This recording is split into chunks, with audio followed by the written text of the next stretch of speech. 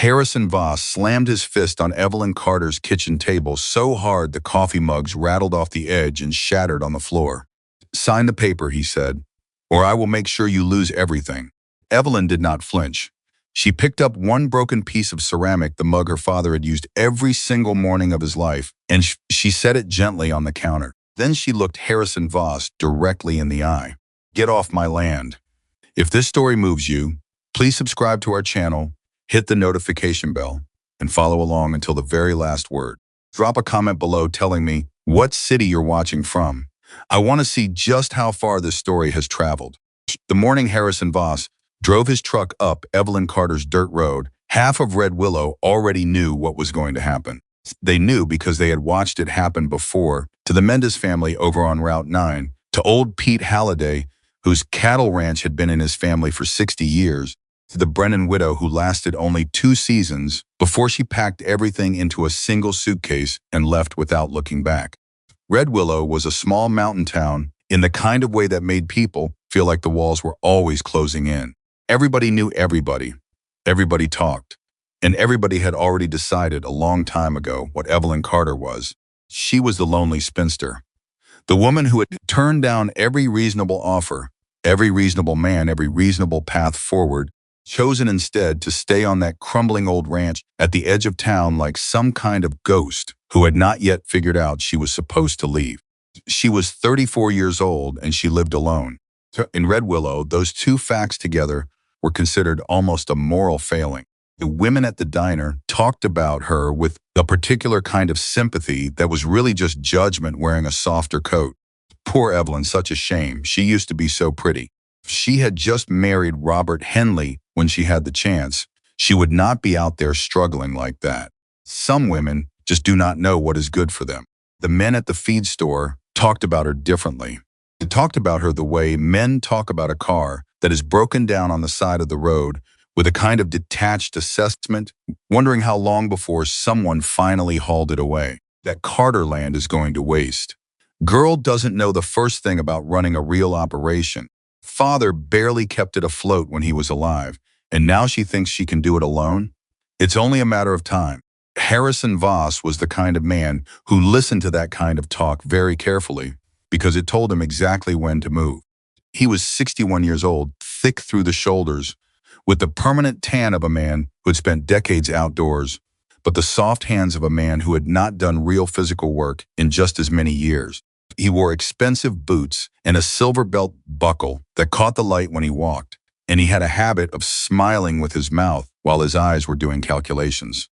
He owned 3 of the largest cattle operations in the county. He sat on the board of the local bank. He had gone to school with the sheriff, the county judge, and 2 members of the land assessment committee. Red Willow, Harrison Voss was not just wealthy.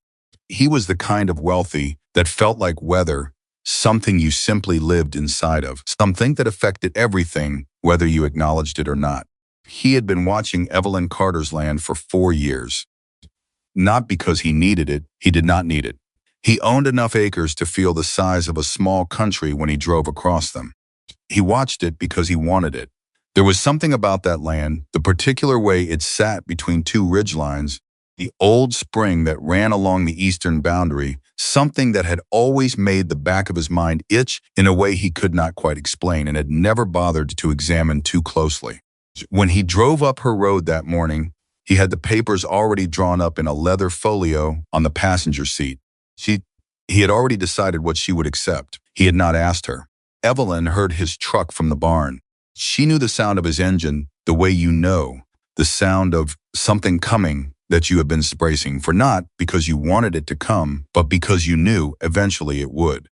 She set down the bucket she was carrying and wiped her hands on her jeans and walked out to meet him before he had even finished climbing out of the cab. "Evelyn," he smiled, touched the brim of his hat, "you're looking well." "Harrison," she did not smile back, "what do you need?" He reached back into the truck and pulled out the leather folio, and just the sight of it, the way he carried it, like it was already a done thing, made something tighten in her chest. "I want to make you an offer," he said. "A real one this time. Not what I offered last year. Something better. I wasn't interested last year. Things change." He glanced around the property, with that careful measuring look she had learned to hate. Things have been hard for you, Evelyn. Everybody can see that. There's no shame in it. Land is hard. Running a place like this alone is not alone, she said. He paused. Beg your pardon? I said I'm not alone. I have ranch hands. I have animals. I have work to do. So if you want to talk business, say what you came to say. Something shifted in his expression. Just for a second. Tightening around the eyes that was not quite anger, but was definitely not warmth. All right, he said. I'll say it plain. I am offering you enough money to start over somewhere comfortable. Buy a house in town. Live without all this. He paused, looked at her fence, at the section of roof on the old equipment shed that still needed patching, all this weight. Evelyn looked at the number he had written on the paper. She looked at it for a long moment. Then she looked up at him. My grandfather built this ranch, she said. My father was born in that house. I learned to walk in this yard. And you are offering me the price of a used pickup truck and calling it generosity. I'm offering you fair market value for land, that is. Get off my property, Harrison. The smile disappeared. Evelyn, I am trying to help you. No, she said quietly. You are trying to take something from me and you want me to thank you for it. Those are two different things. Now I'm asking you to leave. He stared at her for a moment. The calculation behind his eyes was almost visible, like watching gears turn through glass. You're going to regret this, he said. Maybe. She turned back toward the barn. But it'll be my regret. On my land. Good morning, Harrison. She heard his truck door slam. She heard the engine start. She did not turn around until the sound of his tires on her gravel road had faded completely into the distance. Only then did she let herself lean against the barn door and press her palm flat against the old wood and breathe. Because the truth was that the number on his paper had frightened her. Not because it was too low, but because there was a small, exhausted part of her, a part she never showed anyone, a part she barely admitted even to herself at 3 a.m. when the weight of everything felt like a physical thing pressing down on her chest. That part had looked at that number and thought it would be enough to rest.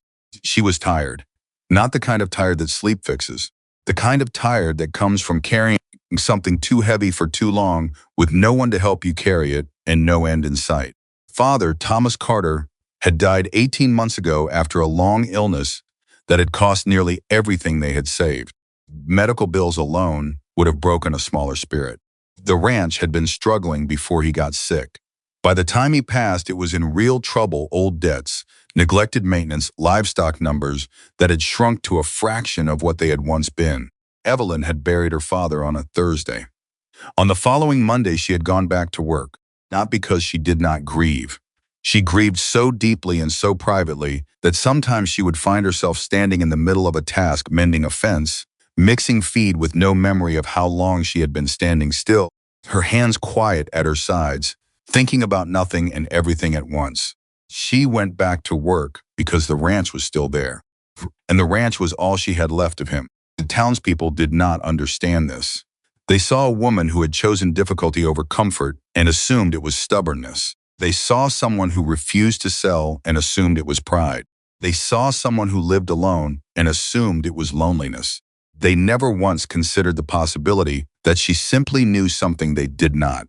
She had a reason that the land her father had spent his entire life on, land that looked worn and overlooked from the outside, might be worth more than any of them had ever thought to ask. She had found the first clue 3 months after her father's death. She had been going through his papers, the old desk in the study, the one with the stuck bottom drawer that required a particular sideways and down motion to open, and she had found a leather-bound notebook tucked beneath a false bottom she had never known existed. The notebook was old. The handwriting inside was her grandfather's. She recognized it from the birthday cards he had sent her when she was very small. Before he passed, that precise and slightly formal cursive that people of his generation had been trained into like a kind of elegance. She had sat down on the floor, right there in the study, with the notebook in her lap, and read the first page. Then she had closed it, and then she had sat very still for a very long time. Because what her grandfather had written in that first entry dated 43 years ago did not make sense with anything she thought she knew about this land. She had not told anyone, not because she was secretive by nature. Evelyn Carter was one of the most straightforward people in Red Willow. She said what she meant, She kept what she promised. She did not play games. She did not tell anyone because she did not yet understand what she had found. Because she had learned, somewhere in the painful education of the last several years, that in a town like Red Willow, information was not neutral. Information was currency, and she could not afford to spend something she did not yet know the value of. So she kept working. She kept the ranch going as best she could. She stretched every dollar until it was almost translucent. She repaired what she could repair herself and let what she couldn't wait. She waited. For what, she was not entirely sure. Answer came on a Tuesday in the form of a dusty black truck with Wyoming plates and a man who knocked on her door frame rather than her door, not out of rudeness, but because she would later realize he had noticed the screen door was loose on its hinges, and he did not want to risk pulling it further off. It was a small thing. She would think about that small thing later, much later, and understand that it was the first sign she should have paid attention to. The man standing on her porch was lean and quiet, in the way that certain people are, not closed off, not unfriendly, but still in a way that suggested he spent a great deal of time watching and thinking before he spoke. He looked to be somewhere in his early 40s. He wore work clothes that were genuinely worn, not artificially distressed. His hands, she noticed automatically, the habit of a rancher, were the hands of someone who did real work. "Name's Cole Dawson," he said. "I heard you might be looking for temporary help. Fencing, general ranch work, whatever needs doing. I'm not looking for permanent. Just passing through and could use the work." Evelyn studied him for a moment. She had learned to read people the way you learn to read weather, quickly, with attention to the details that other people overlooked, and with the understanding that you were not always going to be right, but being careful was better than being careless. "Where are you coming from?" she asked. "Wyoming, most recently. Before that, Montana. Colorado before that." That's a lot of before that's. Something moved at the corner of his mouth. "Not quite a smile, I suppose it is. References?" He reached into his jacket and produced a folded piece of paper, not a printed sheet, a handwritten letter on ranch stationery from a place called the Double Bar Tea in Laramie. She unfolded it and read it. The handwriting was a woman's, and it said simply, "Cole Dawson is the most honest ranch hand I've employed in 30 years. Does not complain. He does not steal. He works until the job is done. I would keep him forever if he would stay." Evelyn refolded the letter and handed it back. "Room and board, and 60 a day," she said. "I can't do better than that right now." "That's fine. Don't expect much by way of conversation." "I have work to do, so do I," he said. He was, from the very first day, utterly unlike anyone she had expected. Most ranch hands who came through had a rhythm. They did what they were told, and nothing more. They took their meals and their pay, and they kept a comfortable and professional distance. They did not observe. They did not initiate. Cole observed everything, not in a way that felt invasive or even particularly noticeable at first. Subtle, the way he paused before beginning a new task, taking in the space, the setup, the patterns of what had been done and what had been left. The way his eyes moved across a situation, the way a thoughtful reader moves across a page, not rushing, not skimming, actually absorbing. On his second day, without being asked, he repaired the loose screen door. On his third day, he finished the fence line she had asked him to start, and then walked the entire eastern boundary on his own initiative, cataloging what else needed attention, and left her a handwritten list on the kitchen table before supper. She read the list that evening. He had noticed things she had not had time to notice. Problems that were small now, but would become expensive if left another season. He had also noted several things he found unusual written in neutral language, without alarm or interpretation, just observed facts. Old irrigation channel along Eastfield appears diverted at some point. Original direction unclear. Stone markers along the ridge, purpose unknown. Older than current fence lines. Equipment room beneath main barn, padlocked, appears long unused. She set the list down. She picked it up again. She read that last line 3 more times. She had never known there was a room beneath the barn. The next morning, before Cole had even come in for breakfast, Evelyn was in the barn. She found it in the far back corner, behind a wall of old stacked lumber that she had always assumed was just accumulated junk, the kind of thing that piles up on a ranch over generations because nobody ever quite gets around to dealing with it. Behind the lumber was a door, low, wooden, the kind of door that had been built into a building from the beginning, and then slowly obscured over years and decades until it became part of the wall in the minds of anyone who might have known it was there. There was a padlock on it, old iron, the kind that had been expensive once and was now just ancient and heavy with rust. She stood in front of that door for a long time. Then she went back to the house.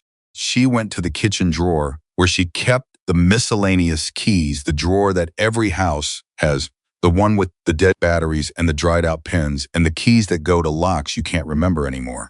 There were 9 keys in the drawer. The 8th one fit. She did not go in immediately.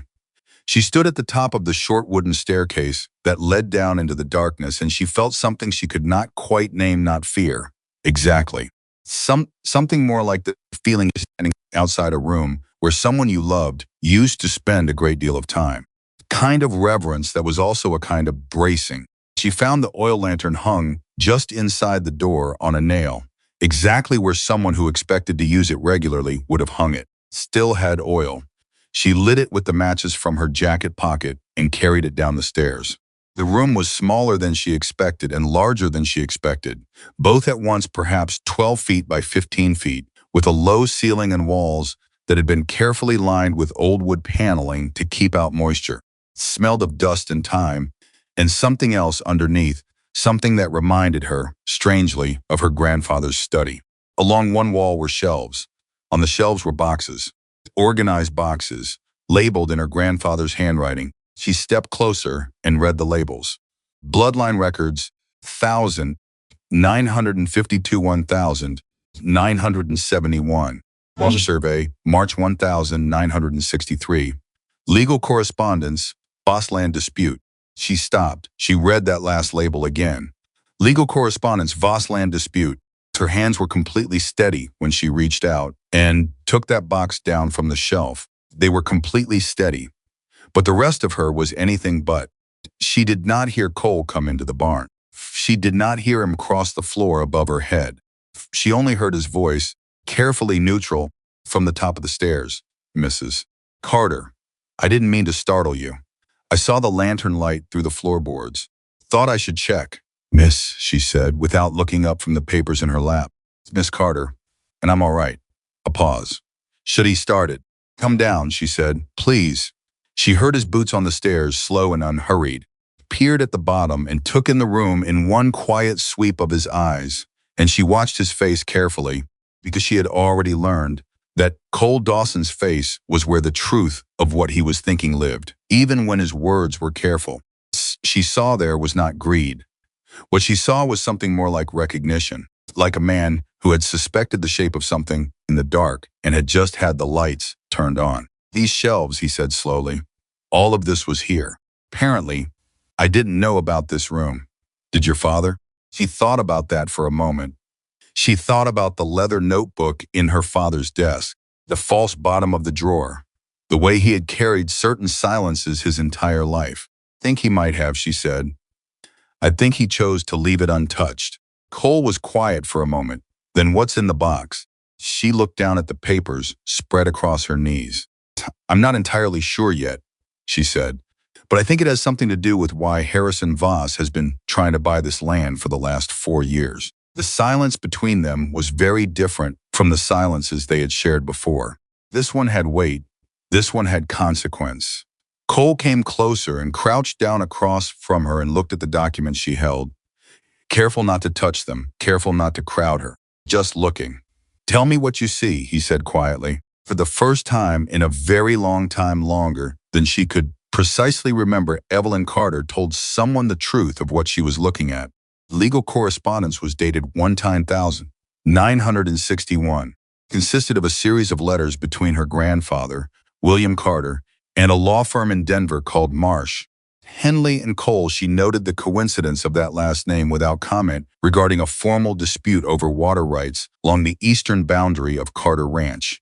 The opposing party in the dispute was a man named Gerald Voss, Harrison Voss's father.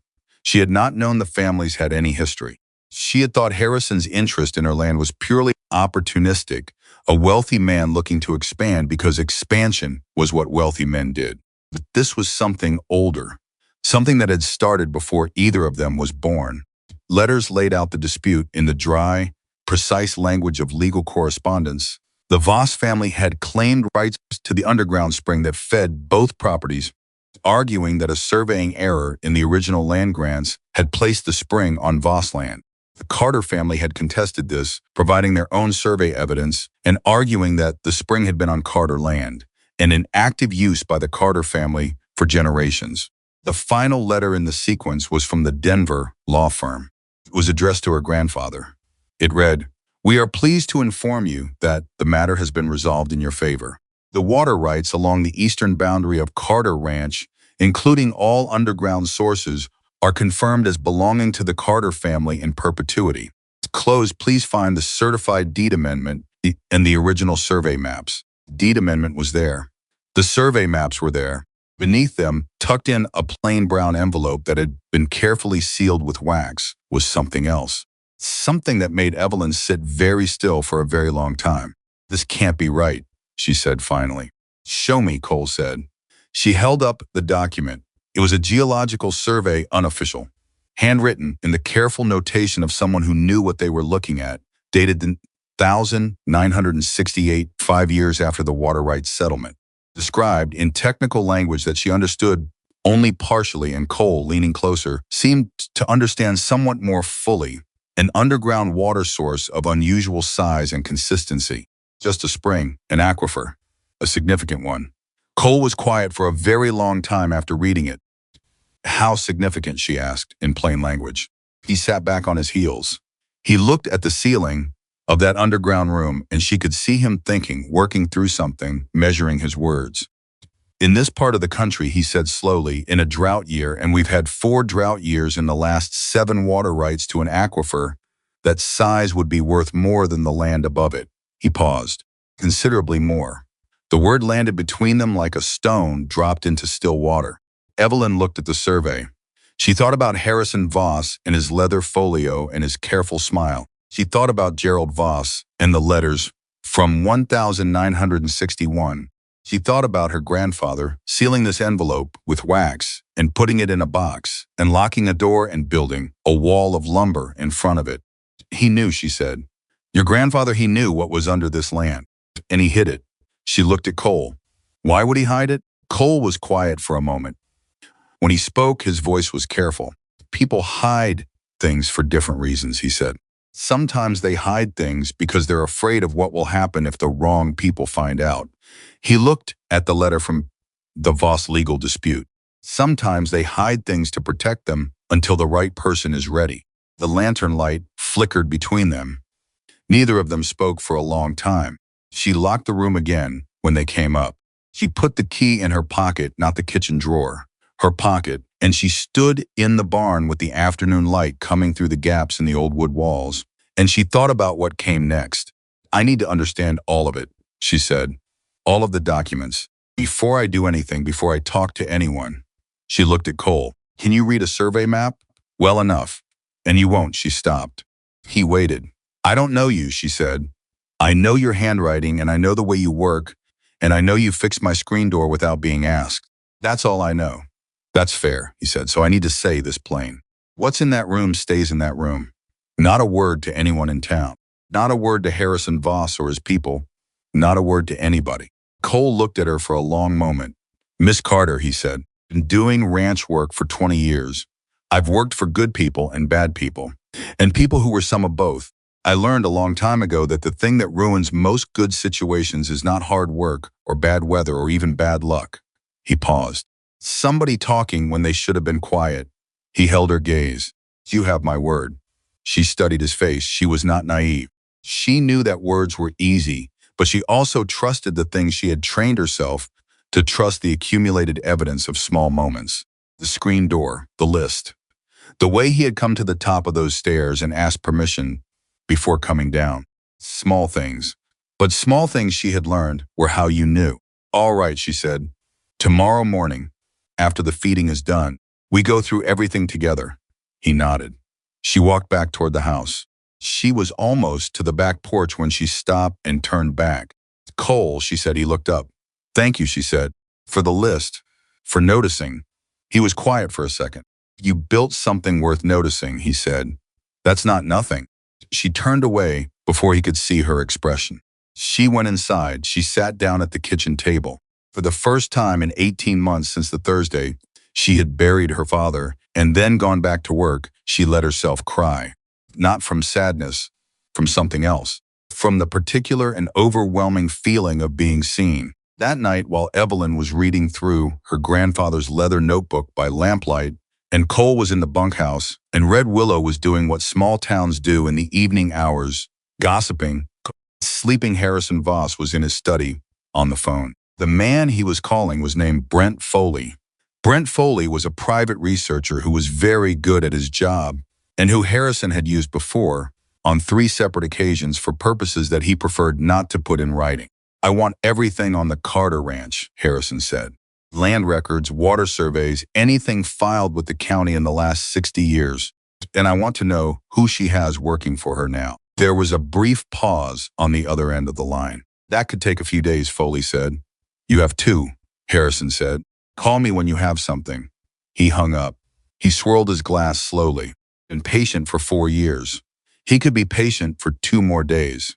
Something sign outside, but something cat conversation on her porch this morning. Something in the way she had looked at that number on his paper and then looked up at him, something in the complete absence of fear in her. Eyes that told him his timeline needed to change. He had made a mistake. He had underestimated her. He would not do it again. What Harrison Voss did not know, what he could not know, because he was a man who had spent his entire life looking at the surface of things and mistaking it for the whole, was that while he was on the phone with his researcher, and while Cole was reading in the bunkhouse, and while the town of Red Willow was settling into its ordinary nighttime rhythms, Evelyn Carter was at the kitchen table with her grandfather's notebook open in front of her, and she had reached a page near the middle, and she had stopped. She had read one paragraph 3 times, and the 3rd time she read it, her hand had gone very still on the page, and she had understood fully, completely, with absolute clarity, why her grandfather had hidden everything in that locked room. Why for 40 years, no one in the Carter family had ever spoken of it. She closed the notebook. She sat in the quiet of the kitchen that smelled of coffee and old wood, and the particular scent of a house that had held generations of one family. She thought about what the paragraph had said. She thought about the Voss name in the legal letters. She thought about the survey maps. She thought about the quiet cowboy in the bunkhouse who had noticed things other people missed and looked at her ranch the way you look at something you recognize rather than something you're seeing for the first time. She had a great deal to figure out, and she had a feeling the same instinct that had made her turn down Harrison Voss's offers 4 separate times, the same instinct that had kept her here when every practical argument said she should leave, that she was running out of time to figure it out. She was not afraid. She had stopped being afraid somewhere around month 4 of running this ranch alone, when she had faced enough impossible things and gotten through enough of them that the fear had finally receded to a manageable distance, like something you could see from far away but no longer had to live inside of. She was not afraid. She was ready. She just needed to understand completely what she was ready for. She opened the notebook again. She turned back to the paragraph. She read it one more time. And this time, instead of the cold clarity of shock, she felt something different move through her. Something that started in her chest and moved outward. Something that felt astonishingly like power. Her grandfather had known. He had protected it for 40 years.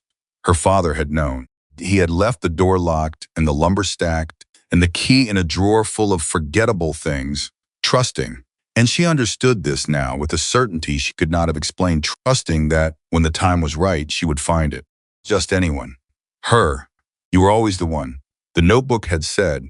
In her grandfather's careful and formal handwriting, passage she now understood was not a journal entry, but a letter. A letter written to no one specific because it was written to whoever was ready to receive it. You were always the one who would know what to do with this. I only hope you find it before they do. The Voss family has been looking. They have never stopped looking. And when they find out what lies beneath this land, they will stop at nothing. You must be ready. You must be strong. And you must not under any circumstances be afraid of what you know. She closed the notebook.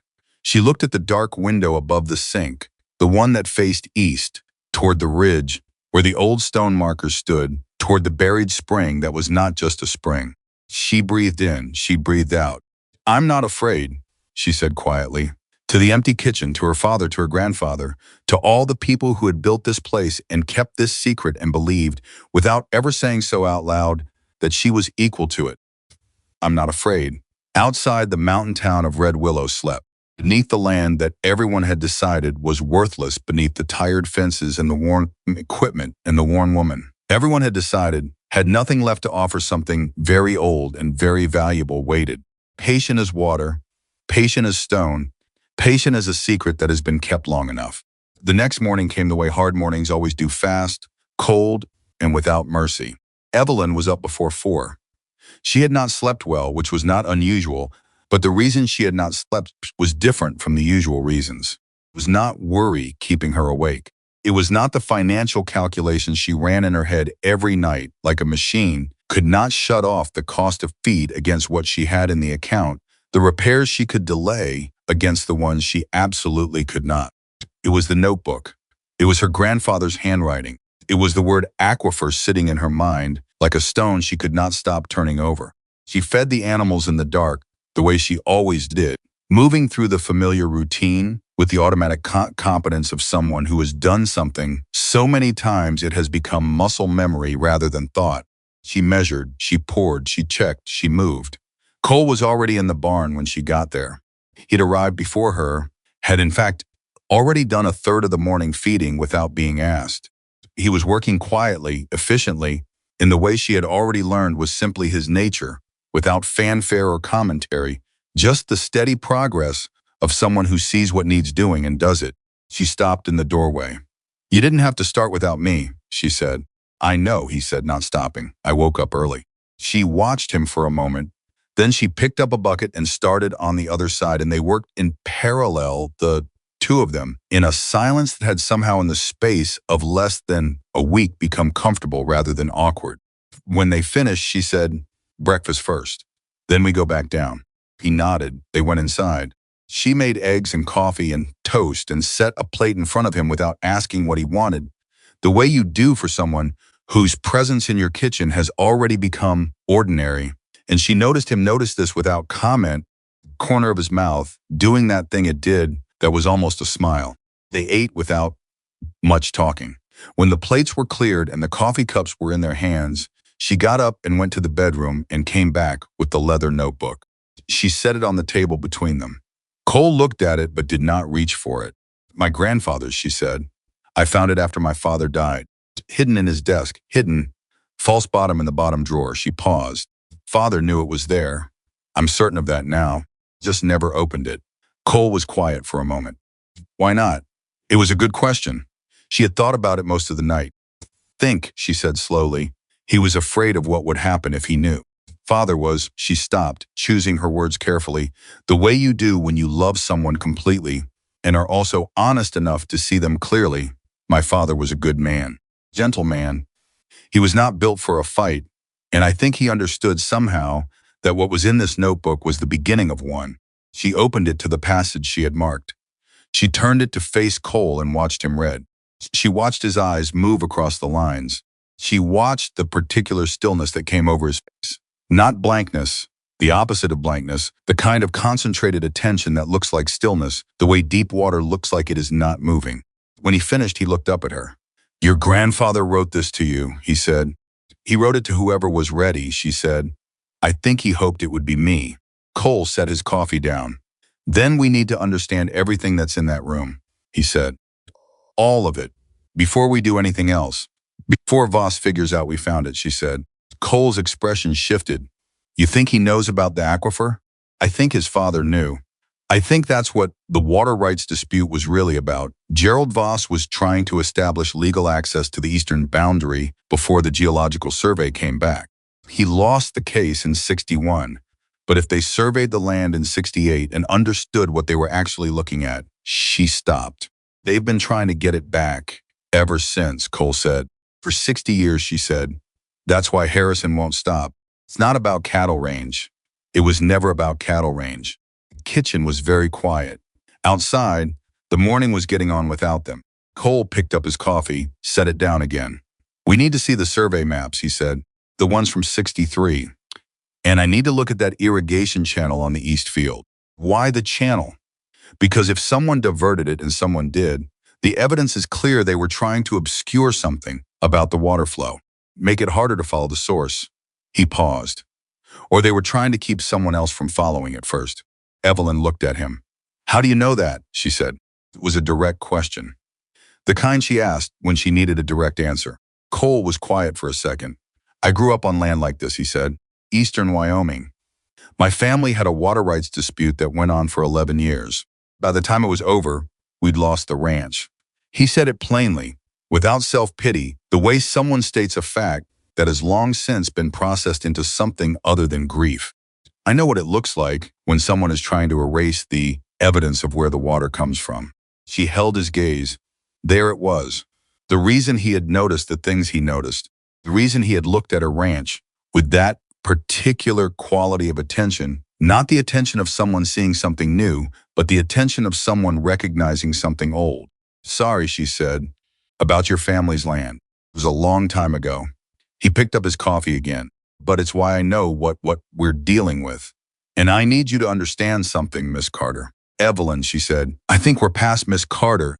Something shifted in his eyes.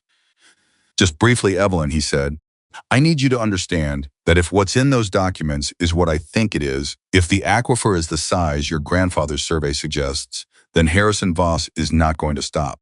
Offer was the polite version. When the offer doesn't work, people like him go to other methods. She did not look away. I know, she said. Do you?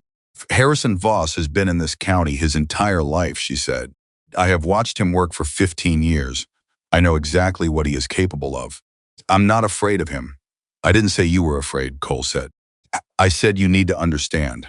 Those are different things. She considered this. What I need, she said, is to know exactly what I have. All of it. Completely. So that when he makes his next move, I am not catching up. I am nodded slowly. Cole, let's go, he said. They left the breakfast dishes on the table and went back to the barn. The locked room was exactly as they had left it. She lit the lantern, and they carried the boxes up, one at a time, and brought them to the kitchen table because the light was better there and the ceiling was higher, and they could spread everything out and see it all at once. Took 2 trips. When everything was on the table, they stood side by side looking at it. 7 boxes, 40 years of documents. The paper history of something that had been deliberately hidden, carefully protected, and left for exactly this moment. You take the legal correspondence, Cole said. You'll understand the property language better than I will. I'll take the surveys and the bloodline records. The bloodline records? Picked up the box labeled bloodline records. 1,952, 1,971, and opened it. Inside were meticulously kept breeding logs, cattle records, going back decades, with notations in several different hands as the years progressed. Scanned the first few pages and then stopped. And then he looked up at Evelyn with an expression she had not seen on his face before.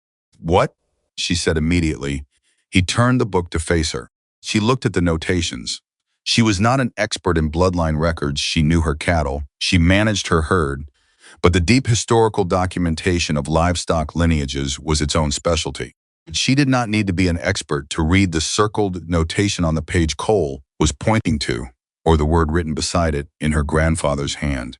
Confirmed, original stock, document and protect. What does that mean, she said. Means, Cole said, and his voice was very careful, that your grandfather believed he had cattle descended from one of the original range herds. Pre-commercial breeding, the old bloodlines. He paused. Do you know what that's worth? She shook her head slowly. There are preservation programs, he said.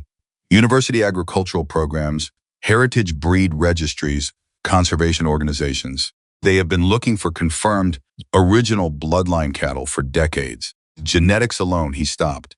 Evelyn, this is not just valuable. This is the kind of thing that gets written about. It changes the entire understanding of a ranching operation's worth. She sat down. She had not planned to sit down. Her legs simply made the decision without consulting her. The water, she said, and the cattle. And the land, Cole said. Together, she looked at the spread of documents on the kitchen table. The 7 boxes, 40 years of her grandfather's careful, deliberate, patient record keeping. Built a case, she said. He spent 40 years building a case, documenting everything, proving everything. She looked up at Cole. He knew someone would try to take it. He was preparing the defense before the attack even came. Cole was quiet for a moment. He trusted you to find it, he said. Trusted someone, she said. No. Cole shook his head slightly. Read the notebook again. He trusted you specifically. He used your name. She had not told him that. She stared at it. There's a page near the back, Cole said. Second to last entry. I saw it when you turned it toward me this morning. She picked up the notebook, turned to near the back. There it was, in her grandfather's handwriting, the careful formal cursive, a single line she had somehow missed the night before, or perhaps had not been ready to see. Evelyn will know what to do. She always knew. She is more like me than she knows. She closed the notebook. She pressed it flat between her palms for a moment. Then she set it down and she picked up the first legal document from the correspondence box and she got to work. They worked for 3 hours straight without stopping. The story that emerged from those documents was not the story she had expected. It was bigger, it was older, and it was in ways she was still processing even as the evidence accumulated in front of her, more deliberate than she had imagined. Her grandfather, William Carter, had spent the last 20 years of his life systematically documenting everything about the ranch that could be proven and measured and legally verified. He had hired surveyors. He had consulted with a Denver law firm. He had maintained meticulous breeding records. He had pursued and won the water rights case against Gerald Voss. And then after the case was won, after the survey confirmed the size of the aquifer, after everything was documented and verified, he had locked it all in a room and buried the door because of one document, a letter dated 1969, not from the law firm, not a survey, a personal letter handwritten from a man named Samuel Briggs, who had been a land assessor for the county. The letter was addressed to William Carter. It said, William, I must warn you. Gerald Voss came to my office today asking about the Carter survey results. He was not polite about it. He has also been speaking to Judge Carver and to 2 members of the Water Commission. Do not know what he intends, but I know this man. I know that what he cannot buy, he will try to bury. Be careful. Be very careful. Do not publicize what you have found. The time is not right. Wait for the right moment and the right person. Evelyn read the letter twice. Then she set it down on the table and looked at Cole. Voss's father tried to corrupt the land commission, she said. Looks that way. My grandfather hid everything to protect it because he knew that if Voss found out what the survey had confirmed, he would find a way to challenge it through official channels. Or unofficial ones, Cole said. His voice was flat and even, but there was something underneath it. She caught it. What? He hesitated for just a moment, just long enough for her to notice. Cole, there's something I haven't told you, he said. The shift in the room was immediate. She felt it before she processed it. Every instinct she had, and she had very good instincts, the kind built from years of reading weather and animals, and people went on alert. Then tell me, she said. Her voice was perfectly calm. Cole set down the survey map he had been holding and turned to face her directly.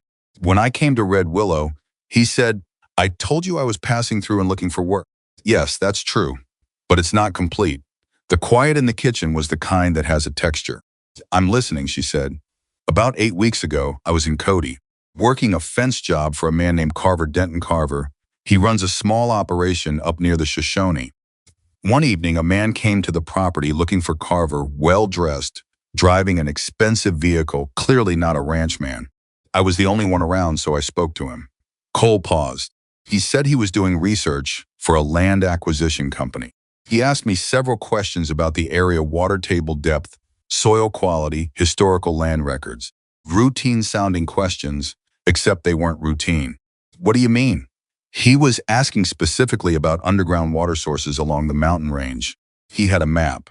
Cole looked at her steadily. Carter Ranch was circled on the map, with a notation beside it. Evelyn did not move. What notation, she said. 2 words, Cole said. Priority acquisition. The silence stretched. You came here on purpose, she said. It was not an accusation. It was simply the shape of the truth being acknowledged. Came here because I recognized what those questions meant, Cole said. Came because I've seen What happens when a land acquisition company sets its sights on a property and the owner doesn't know it's coming? Came because why? He met her eyes. Because it happened to my family, he said, and no one warned us. And I swore if I ever had the chance to be the person who warned someone, I would be. The kitchen held them both in its quiet for a long moment. Evelyn sat very still, the way she had learned to sit when she needed to think clearly and quickly, and without the interference of emotion, setting the feeling to the side temporarily, the way you set something fragile on a shelf to come back to, so you can deal with what is immediate. The man with the map, she said.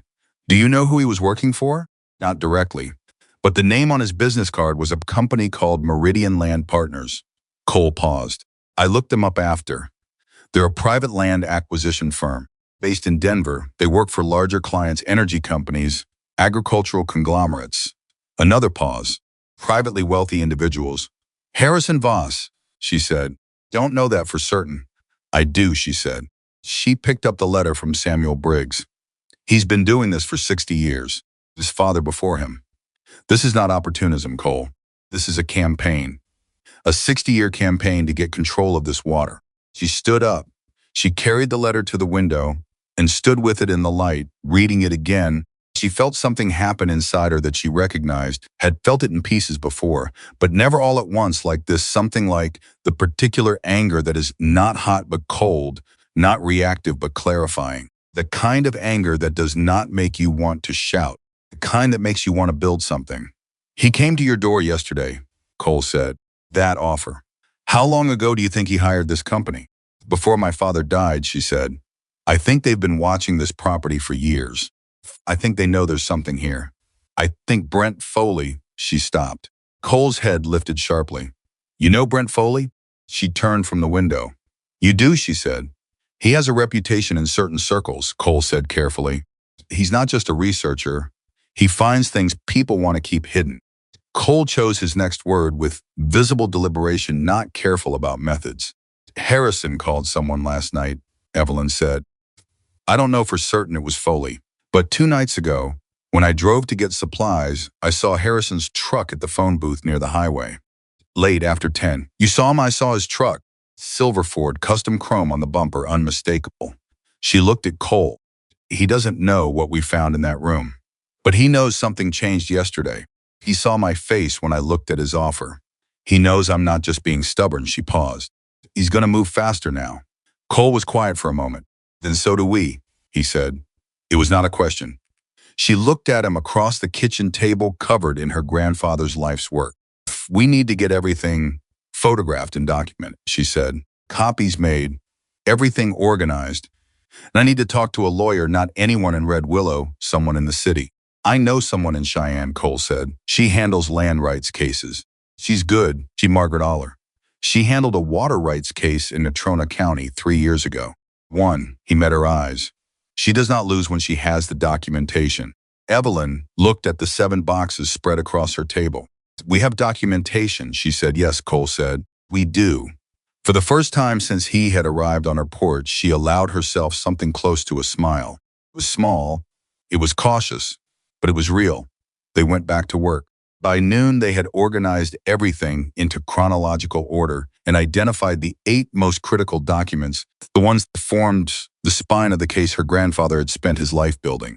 The water rights deed, the geological survey, the bloodline confirmation, the Briggs letter. 4 others that supported and corroborated the central claims. Cole was photographing each document carefully when the truck came up the road. Not Harrison's truck, a different one. Evelyn heard it and went to the window and went still. Cole, she said. He looked up. Truck coming. I don't recognize it.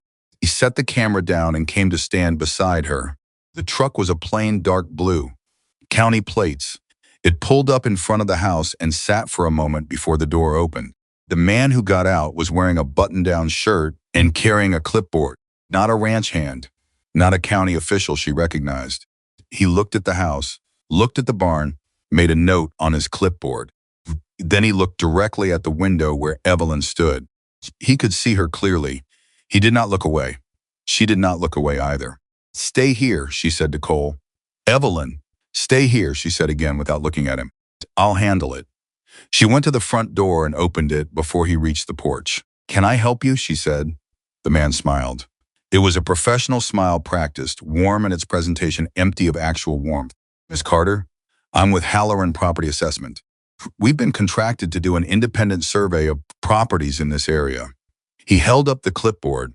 "Standard county adjacent assessment for infrastructure planning. Just need to take some measurements of the boundary lines and..." "Who contracted you?" she said. A small pause. "It's a county-level contract." "Which county department?" Another pause. "Shorter, but there. I'd need to check the paperwork." "Then come back when you've checked it," she said. "This is private property and I don't allow access without documentation of authorization. Bring me the contract number and the department contact, and I will cooperate fully." She looked at him steadily. "Till then, I'm asking you to leave." His smile had changed, not disappeared, but changed. "Of course," he said pleasantly. "I'll follow up on that." He turned and walked back to his truck. She stood in the doorway and watched him drive away. When the truck was gone, she turned around. Cole was standing just inside the front room, close to the wall beside the window. "He wasn't county," Cole said. "No," she said, "he wasn't."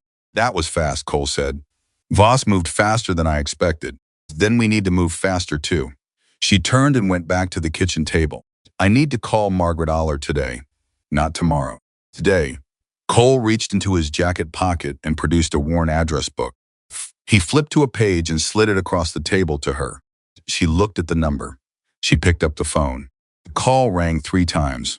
A woman's voice answered, clear, precise, no nonsense, in the way of someone who had not had time for nonsense in many years and did not miss it. "Aller Law. This is Margaret." Evelyn took a breath. "My name is Evelyn Carter," she said. "I have a ranch in Red Willow. 60 years of documented evidence of water rights, fraud, and attempted land theft. I have a geological survey confirming a significant aquifer beneath my property. I have reason to believe that a very powerful man in this county is actively trying to access my property under false pretenses." She paused for exactly 1 second. "I need to know if you can help me." There was a brief silence on the other end of the line. Then Margaret Aller said, in a voice that had shifted almost imperceptibly from professional to something keener and more alive, "How soon can you get to Cheyenne?" 2 days, Evelyn said. "I need to secure some things here first." "Bring everything," Margaret said. "Every document, every photograph, original and copy. Don't leave anything you can't afford to lose on that property." Evelyn's eyes went to the 7 boxes on the kitchen table. "Understood," she said. She hung up. Cole was watching her from across the table. "She'll take it," he said. "She'll take it," Evelyn said. She looked at the boxes. She looked at the front door. She looked at Cole. "I need you to do something," she said. "And I need you to do it tonight, after dark, so that if anyone is watching the property, they don't see it happen." "What do you need?" she told him. She watched him process it, watched him do the things she had already come to recognize as his particular quality of thinking, quiet, thorough, without panic or drama. Just the clean consideration of what was necessary. "Do that," he said. "It has to be everything," she said. "Not just the key documents. Everything, I understand." "Cole." She stopped. She looked at him directly. "If what my grandfather documented is what we think it is, if this goes the way it might go, it's not going to be simple. It's not going to be clean. Harrison Voss has been doing this for 30 years, and his father was doing it before that. He has lawyers and money and people inside this county who work for him." She paused. "This could get very complicated." "I know," Cole said. "You don't have to stay," she said. "You came here for temporary work. This is not what you signed up for." He looked at her for a long moment. "My family lost everything because no one stayed," he said. "I'm staying." It was simple. It was quiet. It was the most complete sentence she had heard in a very long time. She nodded. She picked up the first box. "Then let's get to work," she said. Sighed. The afternoon was moving on. In town, Harrison Voss was waiting for a phone call. The man with the clipboard was driving back on the county road, making his own calls. The town of Red Willow was doing what it always did, talking, watching, deciding things about people it had already decided about years ago. But in the kitchen of the Carter ranch, something that had been locked away for 40 years was finally breathing open air again. And the woman who everyone had already given up on was building, document by document, the case that would change everything. They worked through the night, not because they had planned to, Because once they started pulling everything together, organizing, photographing, cross-referencing, neither of them could stop. The momentum of it was like a current. Every document they opened connected to another, and every connection tightened the picture, and the tighter the picture got, the more impossible it became to put it down and walk away. Cole made copies by hand of the most critical pages, his printing precise and steady.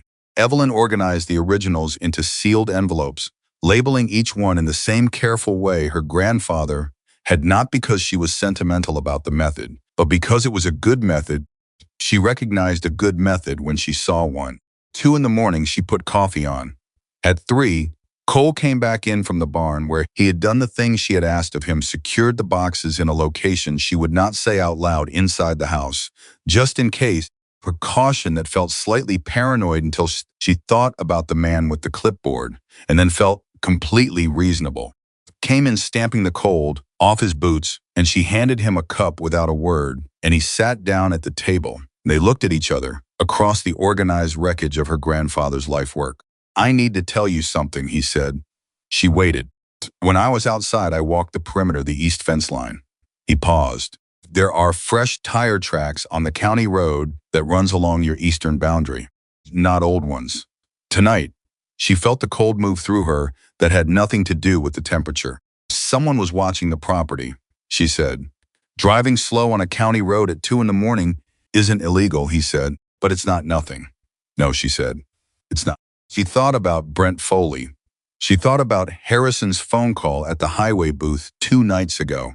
She thought about the man with the clipboard who had looked at her through the window without flinching. "We leave for Cheyenne tomorrow," she said. "First light." "And the animals?" She had already thought about this. "My neighbor Ruth Pickard. She's helped me before when I've had to be away." "I'll call her in the morning." "Ruth Pickard," Cole repeated slowly. "She one of the ones who talks." Evelyn allowed herself a brief, dry look. "Ruth talks about everything except other people's business. She's the only person in Red Willow I completely trust." Cole nodded. He trusted her judgment. That was another thing she had noticed about him, that she was still getting used to the way he deferred to her knowledge of her own situation without making it feel like deference. It was not passivity. It was respect. There was a difference, and she had spent enough time around men who did not know the difference to recognize it clearly when she saw it. "Get some sleep," she said. 2 hours at least. "You too." "I will." Neither of them moved immediately. Then Cole stood up, put his cup in the sink, and went to the bunkhouse without another word. Evelyn sat alone at the kitchen table with the last envelope, the one containing the geological survey and the deed amendment, in her hands, and she held it for a long time before she finally put it down, turned off the light, and went to bed. She slept for 90 minutes. It was enough. The drive to Cheyenne took 4 hours on roads that were empty in the early gray of morning. Cole driving because she needed to use the time to organize her thoughts, and he offered without being asked. She accepted without explaining why, and neither of them mentioned it again. She went through her notes in the passenger seat. She rehearsed what she would say to Margaret Aller. She built the case in her head the way she built everything, methodically, starting from the foundation, not adding the next layer until the one beneath it was solid. Cole drove. He did not fill the silence with talk.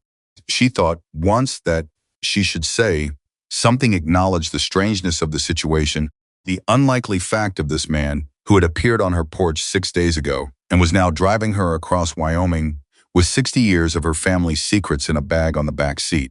But she did not say it, because some things do not need to be named to be understood. They arrived at Margaret Aller's office at 9:15 in the morning. Margaret Aller was 62 years old, built like someone who had once been very athletic and had channeled that energy entirely into the law, with reading glasses on a chain around her neck and the kind of direct, measuring gaze that made you feel simultaneously evaluated and respected. She shook Evelyn's hand with a firm, brief grip and showed them both into a conference room and closed the door. "Let's see what you have," she said. Evelyn opened the bag. She laid everything out in the order she and Cole had organized it, chronological, with the connecting thread of the water rights dispute running through everything like a spine. Margaret did not speak while Evelyn walked her through it. She read. She picked up documents and examined them. She held the geological survey under the light on the table and read it twice. She set it down, picked up the Briggs letter, read it, set it back down. She was quiet for a long time. Then she picked up her glasses by the chain and looked at Evelyn over the top of them in a way that made Evelyn think briefly and unexpectedly of her grandfather. "Where has this been?" Margaret said. "Locked room beneath my barn," Evelyn said. "Found it 8 months ago. I didn't know what I had until recently." Grandfather documented this over how long? Approximately 20 years. 1948 to 1969. Margaret set her glasses down. "Miss Carter," she said, "what your grandfather built here is not just evidence of a water rights claim. It is a documented historical record of attempted fraud on the part of the Voss family, going back 60 years, combined with a legally confirmed water rights deed, a geological survey of significant value, cattle lineage documentation that could independently support a heritage breed claim worth considerable money." She paused. "Do you understand what I'm telling you?" "Tell me plainly," Evelyn said. "Telling you," Margaret said, "that if this documentation is authenticated and based on what I'm seeing, authentication should not be difficult. Harrison Voss's attempts to acquire your property were not just opportunistic. They were the continuation of a fraudulent campaign that his father began in 1961. And that means you don't just have the right to refuse his offers." She leaned forward slightly. "You may have grounds for a legal action that goes considerably beyond property protection." The conference room was very still. Cole, who had sat quietly through the entire meeting, looked at Evelyn. She looked at Margaret. "What kind of action?" she said. "Fraud," Margaret said. "Decades of deliberate misrepresentation regarding land values and water rights, combined with documented intimidation of county officials." She tapped the Briggs letter, and if the current acquisition company can be linked to Voss, potentially current conspiracy to defraud. She sat back. "This is not a small case, Miss Carter. This is the kind of case that gets tried in state court and reported in every agricultural publication in the region." Evelyn let that sit for a moment. She thought about Harrison's face on her porch, the smile that did not reach his eyes, the way he had looked at her land like it already belonged to him. "Don't want to destroy him," she said. Margaret looked at her. "I want to stop him," Evelyn said. "I want to make it impossible for him to ever try this again, with me or with anyone else." She paused. "If what it takes to do that is a public legal action, then I will do it. But that's the goal, not revenge." Margaret studied her for a moment. "That," she said, "is exactly the right way to think about it." She picked up a notepad. "Now, tell me about this acquisition company, Meridian Land Partners." They spent the next 3 hours in that conference room. Margaret asked questions, sharp, specific, sometimes surprising questions that came from angles Evelyn had not anticipated. She asked about the property assessment visit. She asked about the timeline of Harrison's offers. She asked Cole, directly and without preamble, about the man with the map in Cody. Cole answered everything clearly and completely. Toward the end of the 3rd hour, Margaret set down her pen and looked at them both. "I'm going to take this case," she said. "I want originals and copies of everything left here with me today. I will file for an emergency injunction against any unauthorized assessment of your property by any party, which will legally prohibit anyone from entering your land under any pretense without documented county authorization." She looked at Evelyn. "That stops the clipboard people. How fast can you file?" "Tomorrow morning." Evelyn exhaled. "There's one more thing," Margaret said. She picked up the geological survey and held it carefully. "You spoken to anyone about the aquifer? Anyone at all?" "No one." "Good. Keep it that way. If Voss knows about the survey and based on 60 years of his family's behavior, he may at least suspect it exists. He is going to try to find out what you know and when you knew it. Do not confirm anything to anyone in Red Willow." She looked at Cole. "That includes well-meaning people." Cole nodded. "What happens after the injunction?" Evelyn said. "We begin the authentication process on the documents. Simultaneously, I'll commission an independent geological assessment of the aquifer, a current one, with modern methodology. Once we have that, we'll know exactly what we're working with." Margaret paused. "Then we'll know how to proceed." They left the office at 12:30. The sidewalk outside, Evelyn stopped walking. Cole stopped beside her. She was looking at nothing in particular, Just standing, in the way you stand when something large has just shifted inside you and you need a moment to let your balance catch up. You all right? Cole said. I've been holding this alone for 8 months, she said. The notebook, what I suspected, all of it, she paused. Feels very different not to be holding it alone. Cole was quiet for a moment. You were never going to lose this, he said. Even if I hadn't shown up, you were never going to let go of it. No, she said. But I might have run out of time.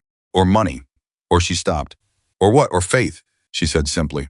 Sometimes the hardest thing to hold on to is the belief that what you know is true even when everyone around you is telling you it's not. He did not say anything, but she felt him standing there beside her, steady and unhurried, and it was enough.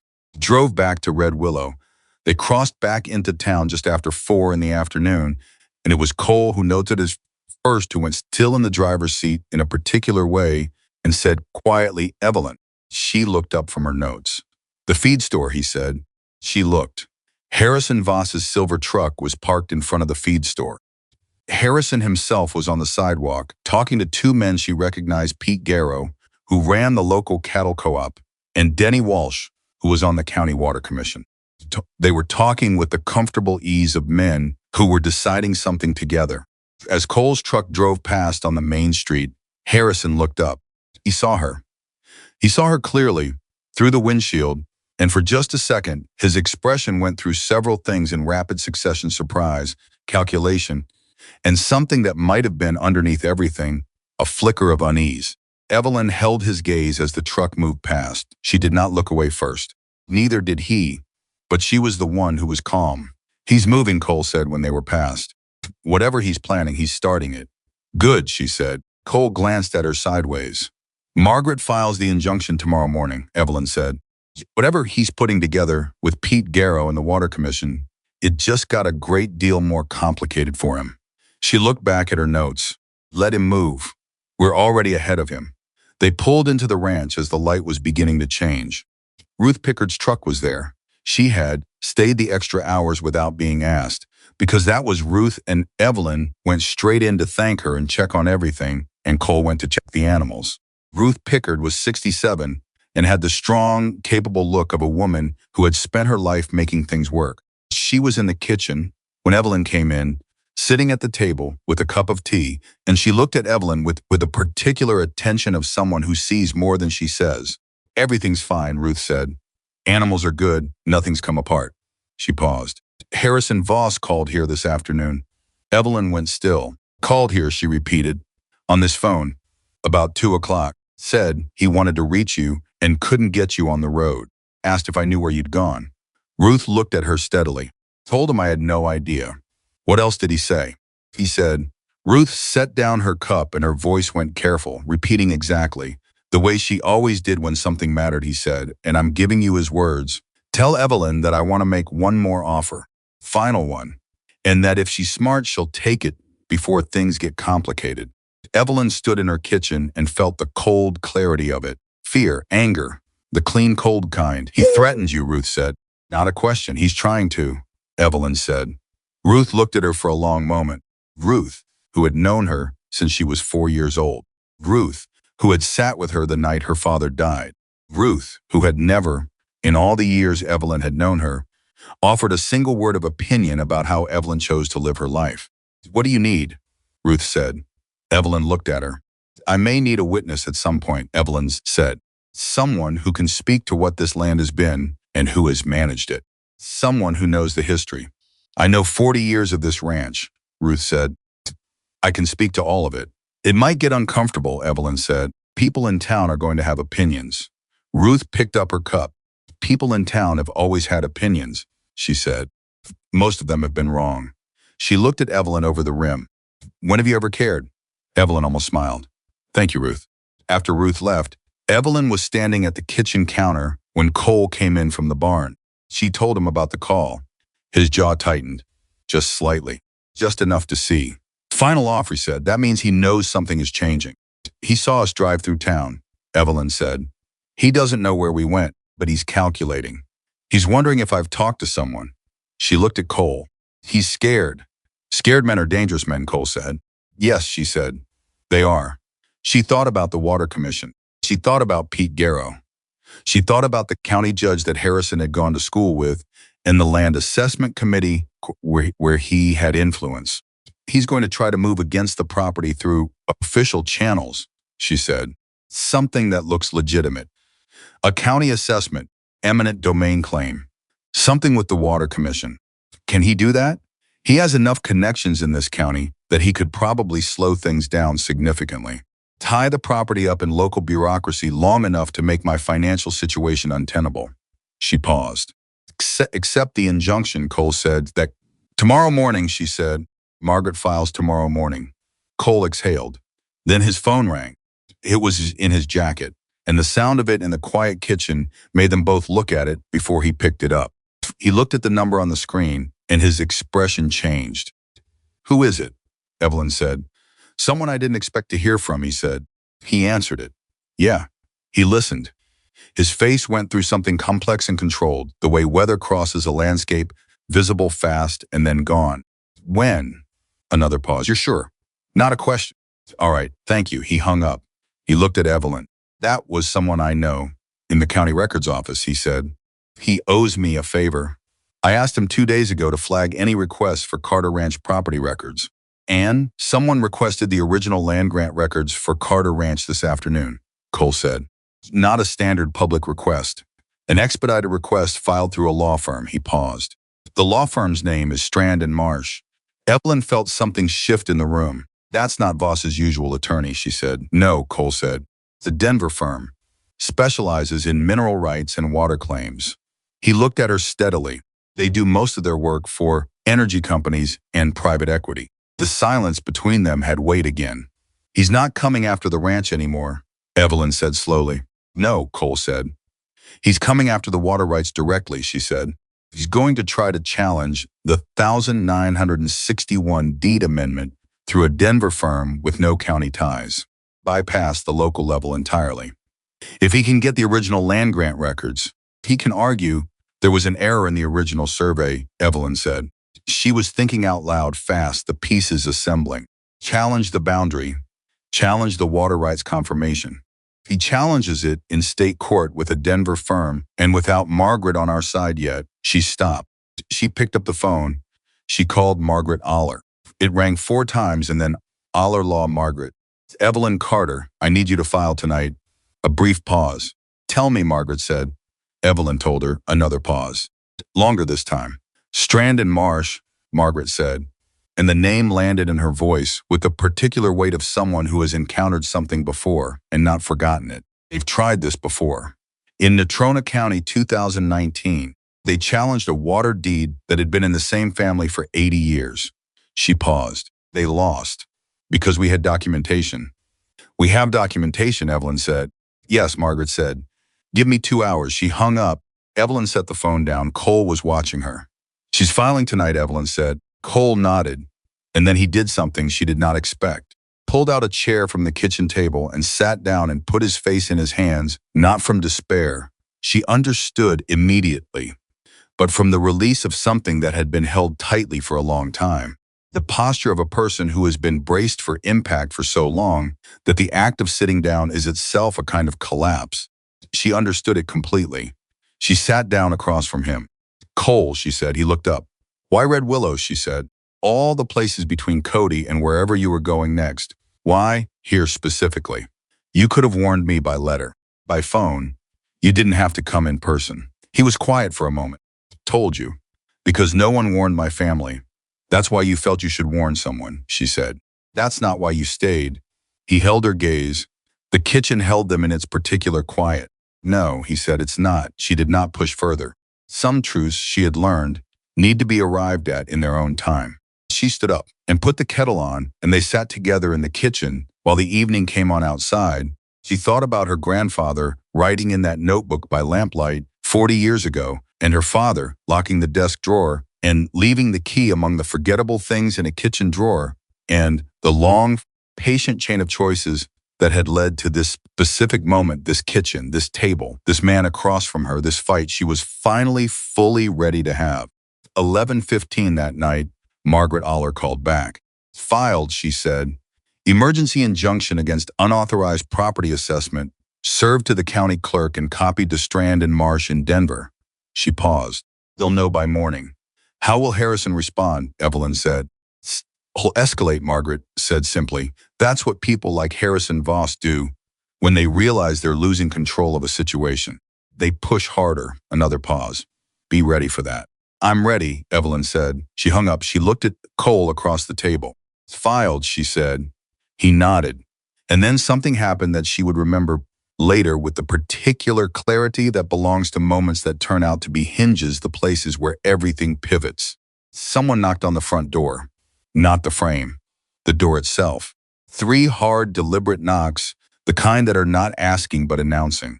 It was 11:30 at night. Cole was already standing. Evelyn put her hand up, a small gesture. Stop, I've got it, and went to the front door. She opened it. Harrison Voss was standing on her porch. Not his assistant, not a lawyer, not a man with a clipboard. Harrison himself. He was not wearing his good boots or his silver belt buckle.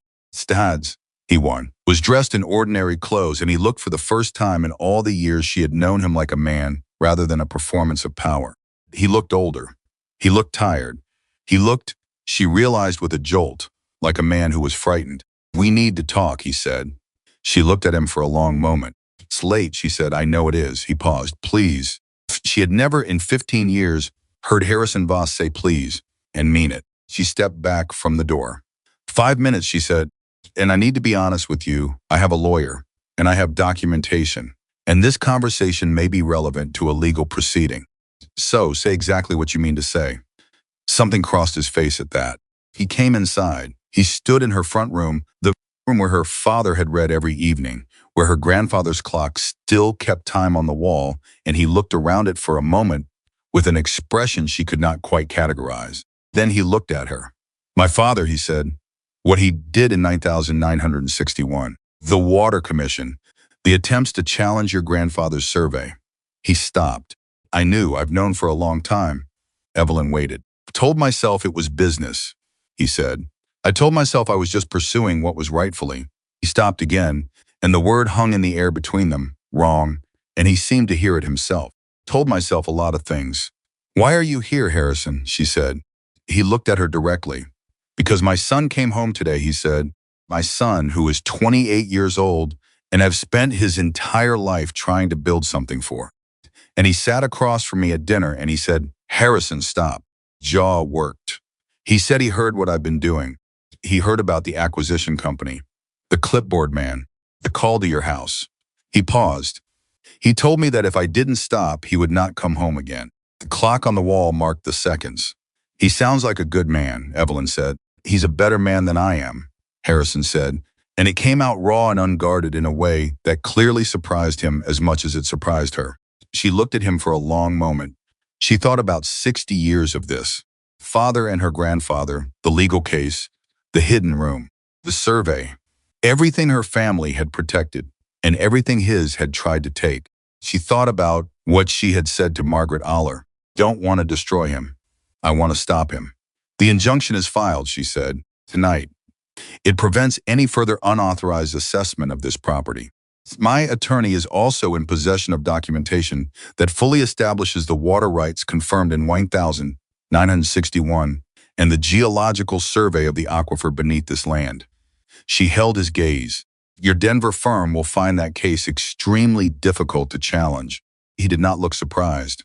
She searched for the word relieved, as if a thing he had been waiting to happen had finally happened. Few withdraw Strand and Marsh, she said.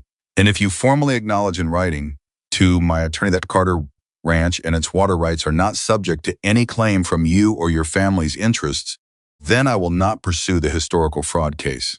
She paused. That is the offer, Harrison. It's the only one. He was quiet.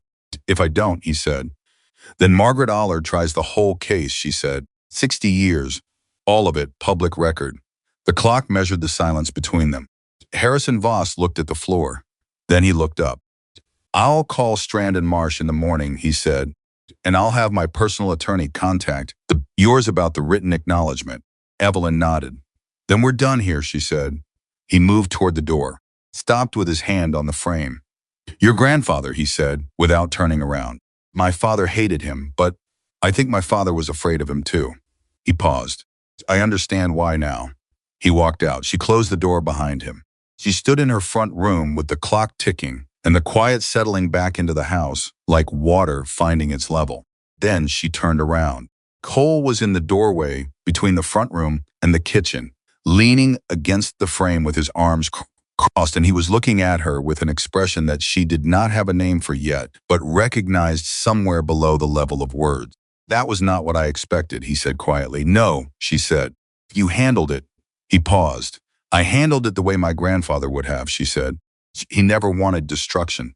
He wanted justice. She looked at the clock on the wall. Grandfather's clock. Those aren't the same. Cole straightened. He looked at her for a long moment. No, he said quietly, they're not. Outside, Red Willow was dark and still. Since the Carter Ranch, in the house that had held 60 years of secrets and 60 years of strength, something had just shifted permanently. The weight that had sat on this land, on this family, on this woman had not disappeared, but it had moved. For the first time in a very long time, it was no longer entirely hers to carry alone. Harrison Voss called Strand and Marsh at 8 o'clock the following morning. Evelyn knew because Margaret Aller called her at 8:47 to tell her. They withdrew, Margaret said. There was something in her voice that was not quite surprise, but was close to satisfaction, the particular satisfaction of a lawyer who has seen many cases and knows the difference between a genuine retreat and a tactical one. Formally, in writing, filed with the court before 9 this morning, Evelyn was standing at the kitchen counter with her coffee. Cole was at the table. She looked at him when Margaret said it. He read it in her face before she said a word. The acknowledgement, she said into the phone. Personal attorney called mine at 9:15. They'll have a draft to us by end of week. Margaret paused. Evelyn, I want to be honest with you. This is a good development, very good one. But I need you to understand that a man like Harrison Voss does not simply step back because he lost one round. Step back because his son confronted him and because we moved faster than he expected. Both of those things can change.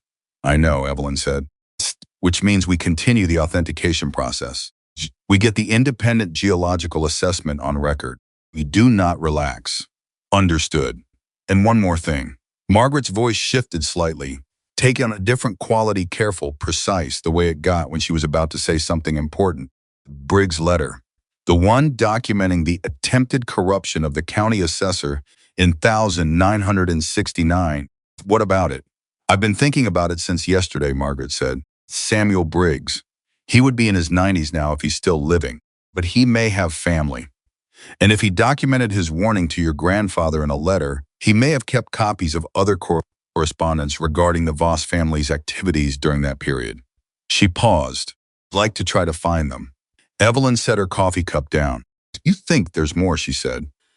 I think a man careful enough to warn your grandfather in writing was probably careful enough to document other things too, Margaret said. If he did, and if those documents exist, the picture gets considerably larger. She hung up. Evelyn stood at the counter for a moment. Cole was watching her. Margaret wants to look for Samuel Briggs's family, she said. She thinks there may be more documentation of what Gerald Voss was doing in the county during that period. Cole was quiet for a second. Samuel Briggs, he said slowly. Is there a Briggs family? In Red Willow? She thought about it. There was, she said slowly. Old family. Martin Briggs runs the hardware store on Clement Street for 30 years. She paused. His grandfather was named Samuel. The silence in the kitchen had the particular quality of a door that has just opened onto an unexpected room. Cole looked at her. She looked at him. Martin Briggs, she said carefully, has never liked Harrison Voss. I always assumed it was just personality. Martin is a quiet, private man. Doesn't mix with the cattle money crowd. She stopped. But if his grandfather documented something about Gerald Voss, then Martin might know about it, Cole said. Or he might have papers he doesn't even know are significant, she said. She picked up the phone again. She called Martin Briggs.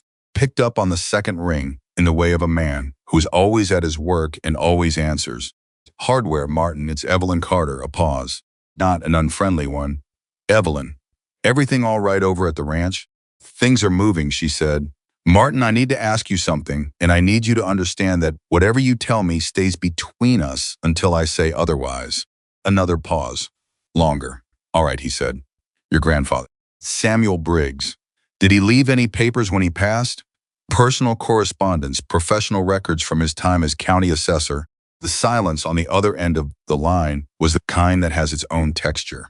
Not the silence of a man who doesn't know the answer. The silence of a man deciding whether to give it. Martin, she said quietly, found my grandfather's hidden room. She heard him exhale. Lord, he said softly. You knew about it, she said. It was not an accusation. My grandfather told my father, Martin said. My father told me. He said someday if the right person came asking, tell them. He stopped. I've been waiting 20 years for someone to come asking. Evelyn closed her eyes briefly. Another link in the chain. Another patient, careful man who had kept his silence until it was needed. I need to see what he kept, Martin, she said. Can you bring it to me? I'll be there in an hour, he said. He was there in 40 minutes. Martin Briggs was 61 years old, lean and deliberate in his movements. With his grandfather's eyes, she could see that immediately, looking at him with new knowledge, the same careful, observing quality she had seen in the letter, the gaze of a man who notices more than he shows. He sat at her kitchen table across from her and Cole, and he set down a metal lockbox that had clearly been kept with great care, and he opened it with a key from his key ring, and inside were papers, many papers. My grandfather kept everything, Martin said. He was that kind of man. Orderly.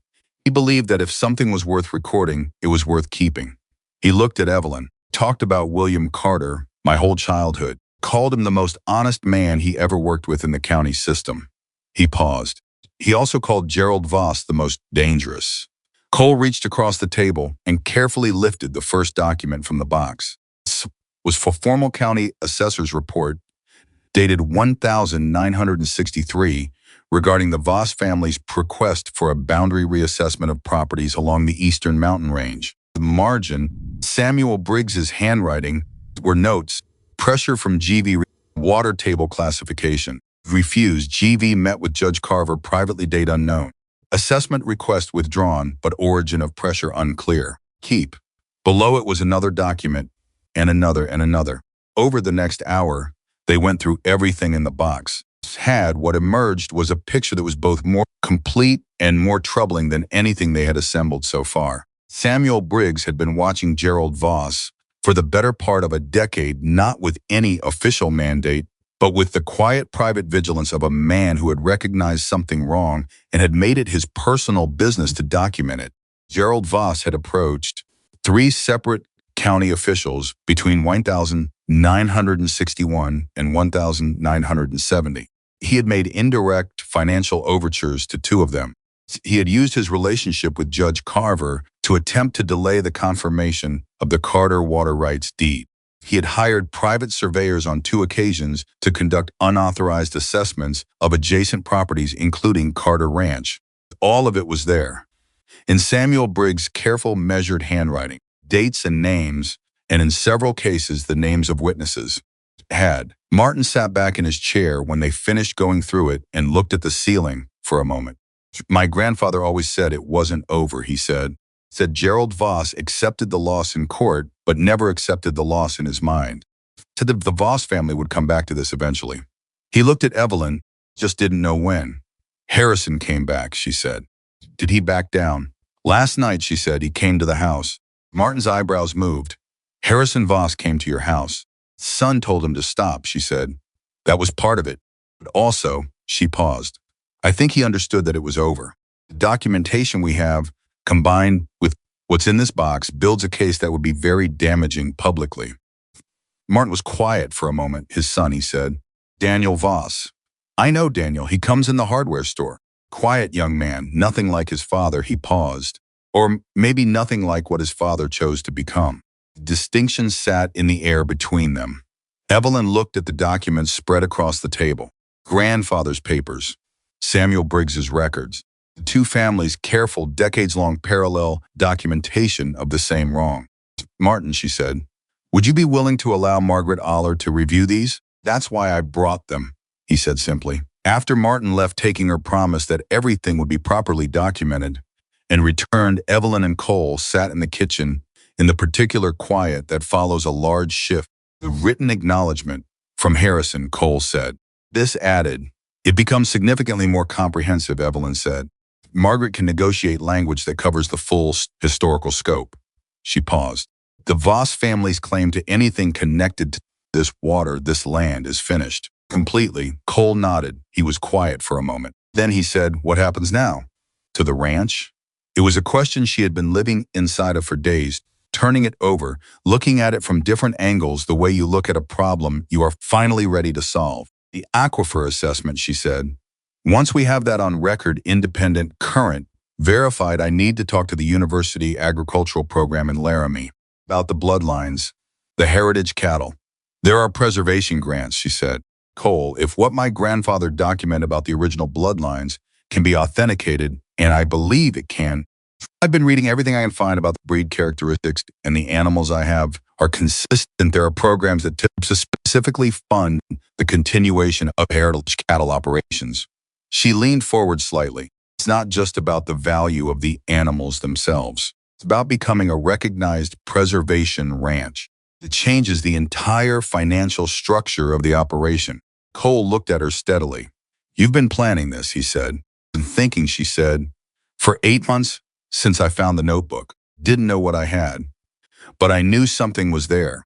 I started researching on the assumption that when I understood it, I would need to know what to do with it." "You planned for a future you couldn't yet see," he said. "My grandfather did it for 20 years, she said. The least I could do was start." Something moved in Cole's expression, something she had learned to watch for the subtle shifts in a face that is habitually still, where every movement carries more weight precisely because it is not automatic. "What?" she said. He shook his head slightly. "Nothing." He paused. "Something. Say it." He looked at her directly. "I've worked for a lot of people," he said. "Good ranchers, bad ranchers, people who loved the land and people who just owned it. Never," he stopped. "I've never seen someone carry something this large with this much composure." She held his gaze. "I'm not always composed," she said. "No," he said.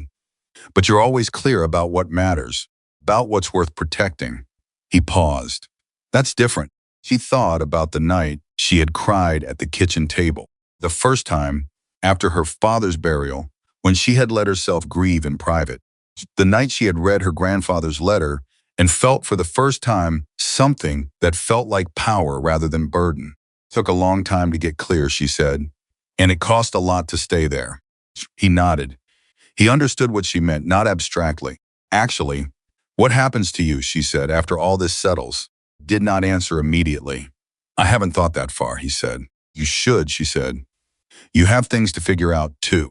He looked at her for a long moment. "I know," he said quietly. The week that followed was not quiet, but it was purposeful, which was different. Margaret received Martin's documents and called Evelyn twice a day with updates. The authentication process was underway on the historical papers. The independent geological team from the university in Laramie arrived on Wednesday, 3 specialists with equipment she did not recognize and a quiet professionalism she appreciated, and spent 2 days assessing the eastern boundary. She stayed out of their way. She let Cole manage the ranch while she managed the documentation. And he managed it with the same effortless competence she had come to rely on, and she noticed herself relying on it with a comfort that felt both natural and worth examining. Thursday, Pete Garrow stopped by, not Harrison Voss, not a lawyer. Pete Garrow himself, driving his own truck, standing on her porch with his hat in his hands in the literal way that people sometimes actually do when they have something uncomfortable to say. Pete was 64. He had been on the cattle co-op board for 20 years. He had stood on that sidewalk talking to Harrison Voss 4 days ago. "Evelyn," he said, "I owe you an apology." She waited. "Harrison asked me to speak at the co-op meeting next week about water management in the Eastern Range properties." He paused. "I think now I understand what he was actually trying to accomplish with that. He wanted you to set a precedent for the water commission discussion," she said. Pete's jaw tightened. "I didn't know the full picture. I want you to know that." He paused. "I've known Harrison a long time. I've always known he was aggressive in business. I didn't know he was." He stopped, searching for the word. "Generational," she said. He looked at her. "It goes back to his father," she said. "You didn't know what you were being used for, Pete. Believe that." She paused. "I need you to decline the speaking invitation." already done, he said. I called him this morning. She studied him for a moment. Pete, the co-op. Could the operation here qualify for co-op partnership if we establish a heritage breed certification? He blinked. The shift in conversation caught him off guard in the way she sometimes used, deliberately moving fast from the problem to the solution, not allowing the weight of the first to obscure the possibility of the second. Heritage breed, he said slowly. If the certification is legitimate, documentation goes back to 1952, she said, and we have a university team on the property right now doing verification work. He stared at her. Evelyn, he said, do you have any idea what that would? Tell me, she said. He told her. By the time Pete Garrow drove back down her road, the conversation had lasted 40 minutes and moved far beyond apology into something that resembled genuine collaboration. And he had promised to bring the heritage breed to the co-op board at their next meeting, with Evelyn presenting her documentation directly. She went back inside. Cole was in the kitchen. Pete Garrow, he said. Allie, she said, as of this morning. Cole shook his head slowly, not from disbelief, from something closer to awe. You just turned one of Harrison's people into... He was never really Harrison's, she said. He was just uninformed. She sat down. There's a difference. Most of the people in this town who underestimated me were uninformed. They saw the surface, and they decided. They didn't know what was underneath. She looked at the kitchen table, the same table where she had spread her grandfather's documents 2 weeks ago, and felt the shape of everything shift. Once they know, most of them are decent. Most, Cole said. Most, she agreed. The geological team's preliminary findings came back on Friday. Dr. Patricia Wren, the lead hydrogeologist, came to the house to deliver them in person rather than sending a report, which told Evelyn something before the woman even opened her mouth. Patricia Wren was 53, precise and unhurried in her speech, and she sat at the kitchen table and opened her folder and said, Miss Carter, I want to give you the summary first and then the technical detail, because the summary is significant enough that I want you to be sitting down when you hear it. Evelyn was already sitting. Tell me, she said. The aquifer beneath your eastern boundary is what we would classify as a type A primary source, Doctor. Friend said, it is not, as your grandfather's 1968 survey suggested, simply a significant local water source.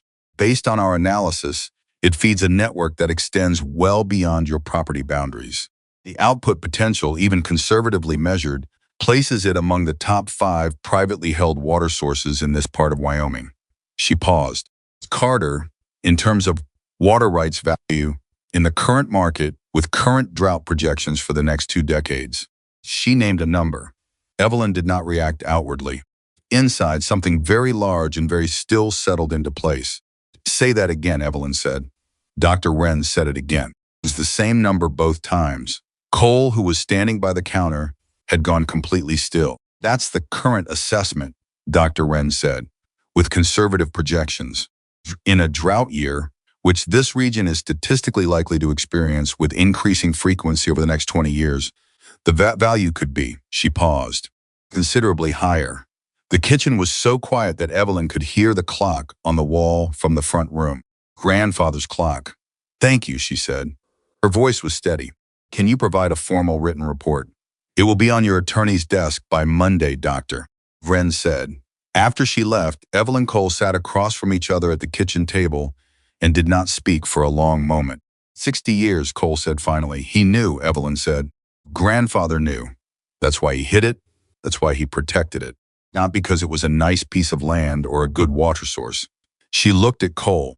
He was protecting something that could sustain this for generations. The Voss family knew, Cole said, or suspected, enough to spend 60 years trying to get it. And we have it, she said, quietly, simply, the way you say a true thing. She thought about Harrison on her porch the night he came with his leather folio and his careful smile. She thought about 60 years of legal disputes and hidden documents and locked rooms and patient, careful, stubborn people on both sides of a line, one side trying to take, one side trying to hold. She thought about her grandfather writing in that notebook. Evelyn will know what to do. She always knew. She had not always known. She had been afraid and exhausted and alone, and there had been nights in the last 18 months when she had laid awake running numbers that did not add up and wondering whether the person she was trying to be worthy of her father, the whole long line of people this land had held, was asking more of her than she had left to give. But she had held on. She had held on because she was stubborn, yes, because the ranch was all she had left of her father, because something in her, something below conscious thought, something that operated on instinct and memory, and the particular knowing that comes from being shaped by a place your entire life had told her there was a reason to hold on that she did not yet fully understand. Now she understood. She looked at Cole. He was watching her with that expression. She still did not have a precise name for the one that had been building over the past 2 weeks in the careful accretion of small moments, morning feeding and kitchen tables and long silences that held more than words and a screen door fixed without being asked. "What are you thinking?" he said. "I'm thinking about what comes next," she said. "The co-op, the heritage certification, the aquifer management plan. All that," she said. "But also," she paused, "I want to do something with this place. Beyond just protecting it. My grandfather documented it. My father preserved it. I want to," she stopped, finding the word. "I want to open it." Cole tilted his head slightly. "Open it," he said. "There are ranchers in this county who are struggling," she said. "The way I was struggling. The way my father struggled. A lot of them are struggling because they don't have access to information about heritage breeds, about water management, about how to document and protect what they have before someone like Harrison Voss comes along and offers them a number that looks like salvation." She looked at Cole steadily. What if this ranch became a place where people could learn those things? Cole was very still. "A working ranch," she said. "That also functions as a resource for small operators, for people who are trying to hold on to something worth holding." She paused. "Ruth would help. Pete Garrow, maybe. And Margaret knows people in the agricultural law community who have been looking for practical partnership opportunities." "It's a very large thing," Cole said. "Yes," she said. "It is. It would take time, resources, people." "Yes," she said again. He looked at her. She looked at him. She did not ask him directly. She did not use the words she could have used, but she held his gaze, and she let the question that was not quite spoken exist in the space between them, and she waited. Cole Dawson was not a man who made fast decisions. She knew that about him now. He was a man who observed and thought and measured, and then decided with a completeness that meant he did not second guess. She had watched him do it a dozen times in the past 2 weeks, on small things and large ones. He did it now. She could see it happening, the stillness, the particular quality of his attention moving inward, the moment of resolution.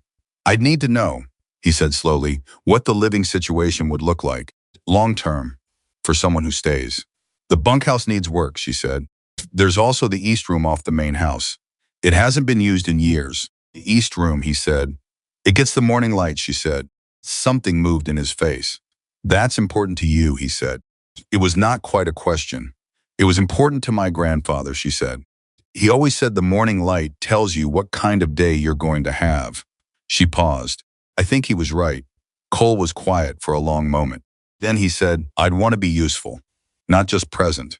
Actually useful." "You already are," she said. "You have been since the second day." He looked at the table. He looked back at her. "All right," he said. It was simple. It was quiet. It was the second most complete sentence she had heard from him after "I'm staying." She nodded. She stood up and put the kettle on, because the afternoon was moving toward evening, and there was still a great deal of work to do. And the work was the point had always been the point. And now it was work she was not doing alone. That changed everything without changing the nature of the work itself. Sunday, an unexpected thing happened. Dorothy Marsh, who ran the diner, who had said, in Evelyn's hearing, on at least 2 occasions, "Such a shame about Evelyn Carter. She used to be so pretty," came to the ranch, not with gossip, not with sympathy dressed as judgment. She came with a covered dish and an apology. She stood on the porch and held out the dish, a casserole, and said, "I've been hearing things about what you found, about what Harrison Voss has been doing." She stopped.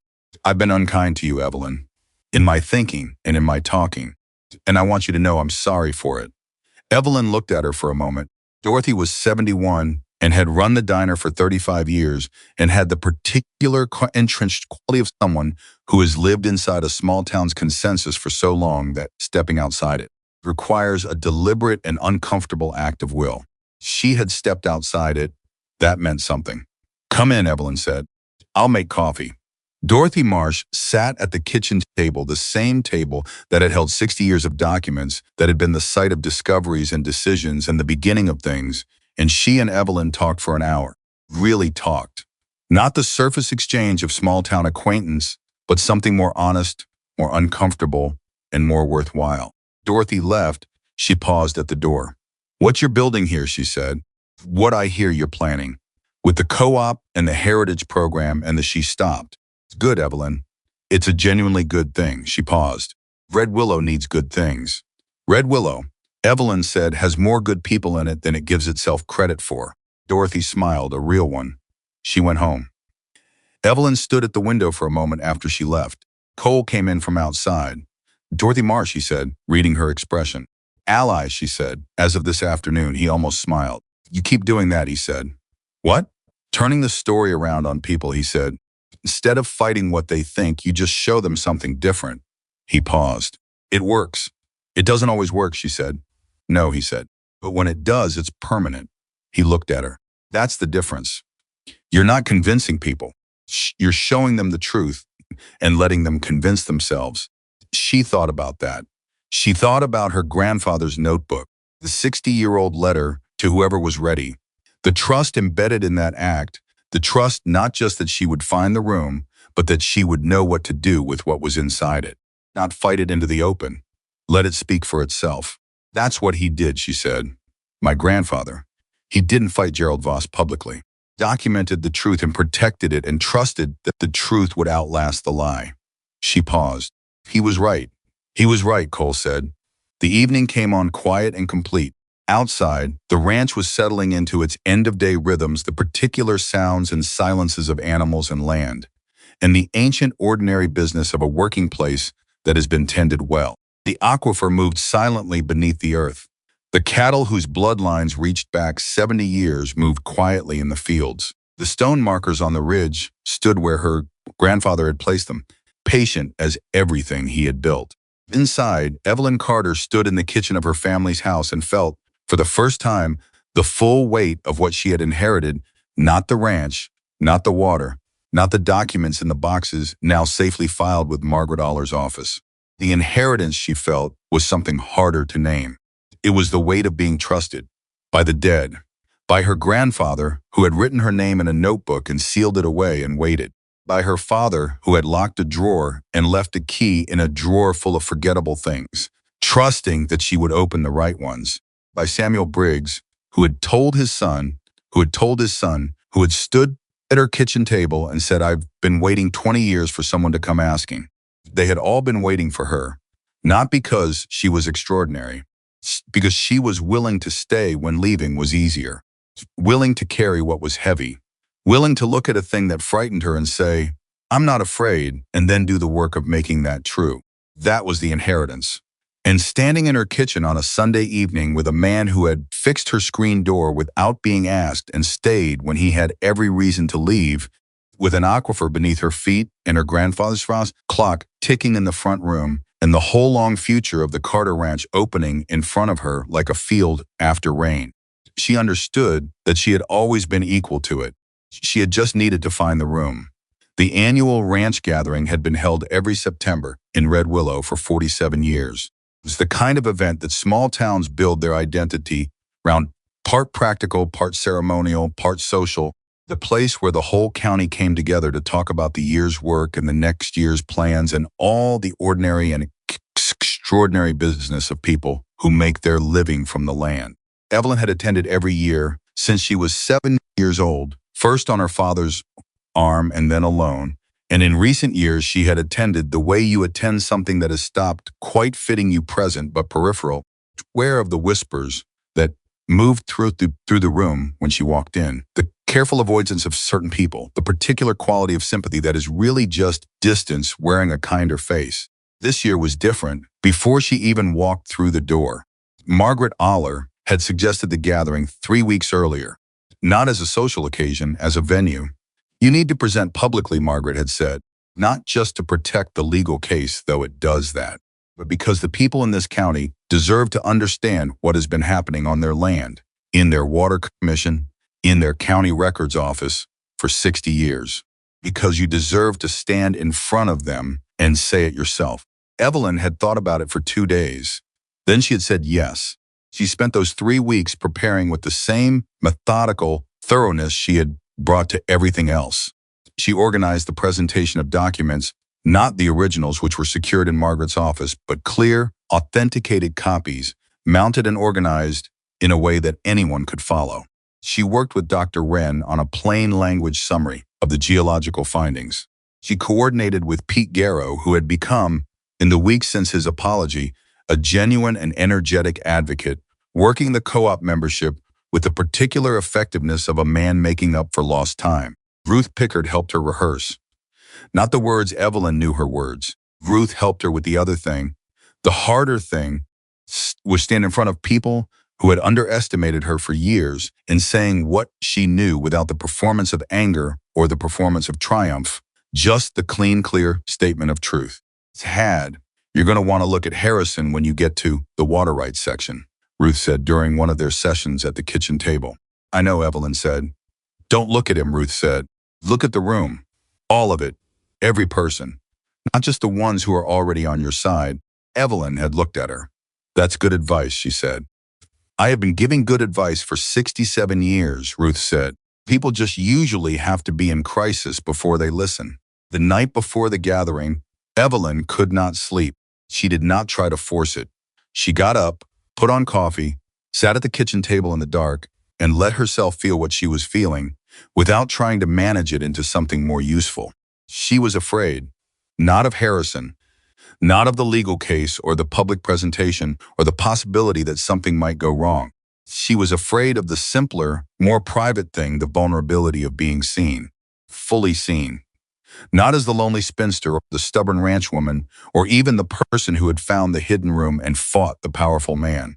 Seen as herself, as the person who had been carrying all of this for so long alone and who had needed help and who had, against every instinct that told her needing help, was a kind of weakness, accepted it. She heard Cole's footsteps before she heard his knock on the frame of the kitchen doorway. Saw the light, he said. Couldn't sleep, she said.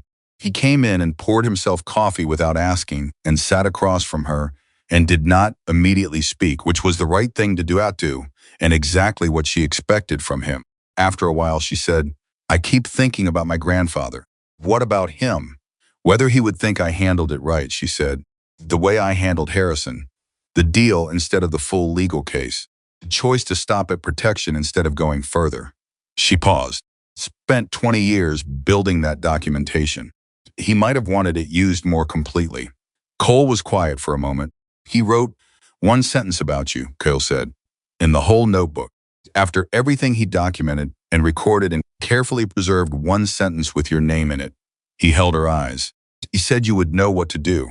Not what he would have done, what you would know to do. He paused. He trusted your judgment. Put it in writing. 40 years ago. She felt the truth of it move through her the way truths do when they have been waiting to be said, not as something new, but as something that has always been present and has finally found its shape in language. You're right, she said. I know, he said, simply. Without arrogance, she almost laughed. He looked at her over his coffee cup, and she saw the thing in his eyes that had been building for weeks now, patient, unhurried, the way he did everything. And it was not complicated. It was actually very simple. It was just a man looking at a woman he admired, without pretense or performance, or the need to make it something other than what it was. Thank you, she said, for all of it. For fixing the screen door and making the list and coming down the stairs when you asked permission first. She paused. For staying. I told you, he said. I stayed because it was the right thing. I know you did, she said. I'm thanking you anyway. He was quiet for a moment. You're going to be extraordinary tomorrow, he said. She looked at him. Not because of the documents, he said. Not because of the aquifer or the cattle or the legal case. Because you are going to walk into that room and tell the truth to people who spent years deciding they already knew who you were. He paused. And they're going to understand, maybe for the first time, what they were looking at all along. She sat with that. Then she stood up, rinsed her cup, said, Get some sleep, Cole. You too, he said. She went to bed. This time she slept. The gathering hall was full when she arrived. She had expected that. What she had not quite expected was the particular quality of the room's attention when she walked in, the shift that moved through it like a current, the conversations that paused, the heads that turned, not the old kind of attention, the whispering, the sympathy that was judgment. Something different, something that had been building in this town over the past 3 weeks as word had moved away. Word always moves in a small town. Impossible to contain that Evelyn Carter had found something, had fought someone, and had not lost. Pete Garrow met her at the door. Full house, he said. I can see that. Harrison's here, he said, and his voice carried a question he was too tactful to ask directly. I know, she said. It's fine. She had known Harrison would come. It would have been more troubling if he had not. His presence meant he had accepted, at least publicly, what had happened. Presence meant the acknowledgement was real. She found him near the back of the room, standing with 2 men from the co-op board, and when their eyes met across the crowd, he held her gaze for a long moment and then nodded. One small, deliberate movement. She nodded back. That was enough. Cole was 3 people back from the front, standing against the wall, and when she passed out him, he said nothing but looked at her in a way that steadied something in her chest that she had not realized needed steadying. She walked to the front of the room. She set her papers on the table. She looked up at the room, all of it, every person the way Ruth had told her, and she was quiet for a moment, not from hesitation, but from choice, letting the room's attention fully arrive before she spoke. Then she told them. She told them about her grandfather and the hidden room and the 40-year-old geological survey. She told them about the water rights case of 961 and the Briggs letter and the attempted corruption that Samuel Briggs had documented so carefully for so long. She told them about the aquifer in Dr. Wren's plain language, precise and clear, and what it meant for the land and the region and the future of water in this part of Wyoming. She told them about the cattle bloodlines, about the heritage certification that was now underway, about the partnership with the co-op and the agricultural university program in Laramie. She did not tell them about Harrison's late-night visit or his son's ultimatum. Some things were private, and that was one of them. She told them what they needed to know, and she withheld what belonged only to the people who had lived it.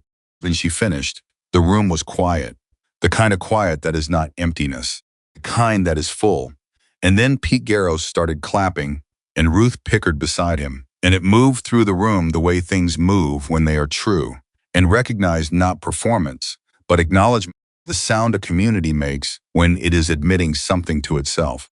Evelyn stood at the front of the room and accepted it without flinching and without performing, and she thought about her grandfather and her father and Samuel Briggs and the chain of patient, careful people who had held this truth through decades of pressure and silence and doubt.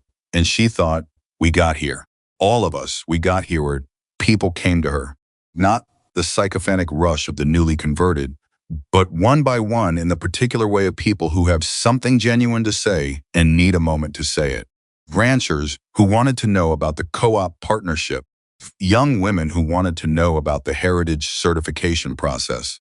Older men who had stood on sidewalks and talked about her land with dismissive authority and who now stood in front of her with the uncomfortable, honest look of people who are revising long-held opinions in real time. She spoke to all of them. Martin Briggs found her near the end of the evening. He shook her hand a long, firm grip and said simply, my grandfather would have been proud. She could not speak for a moment. She just held his hand and nodded, and he understood. The last person was someone she did not expect, Daniel Voss, Harrison's son, 28 years old, quiet in the way his father had never been, with his mother's eyes and his own particular quality of self-possession. He introduced himself, though she already knew who he was. I wanted to thank you, he said, for the way you handled my father. She looked at him carefully. He's not a bad man, Daniel said. I want to believe that. I think he made choices over a long time that moved him away from the person he could have been. He paused. The choice to stop that was hard for him. I want you to know that it was genuinely hard. I know it was, she said. You could have destroyed him, Daniel said. Yes, she said, I could have. He looked at her steadily. Why didn't you? She thought about how to say it. She thought about her grandfather's letter and the word justice and the difference between justice and destruction that she had tried to explain to Margaret Aller weeks ago. Because the goal was never to destroy anything, she said. The goal was to protect something worth protecting. And once that was done, she paused.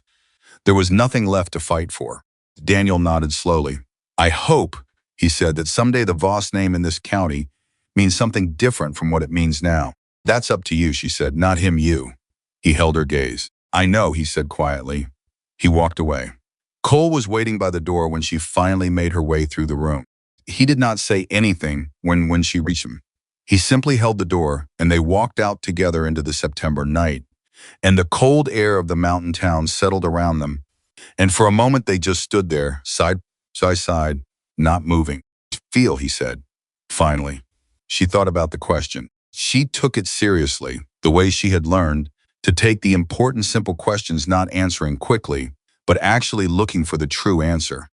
Like something that has been wound very tight for a very long time, she said, just let go. He was quiet. Good, he said. She looked at the dark sky over Red Willow.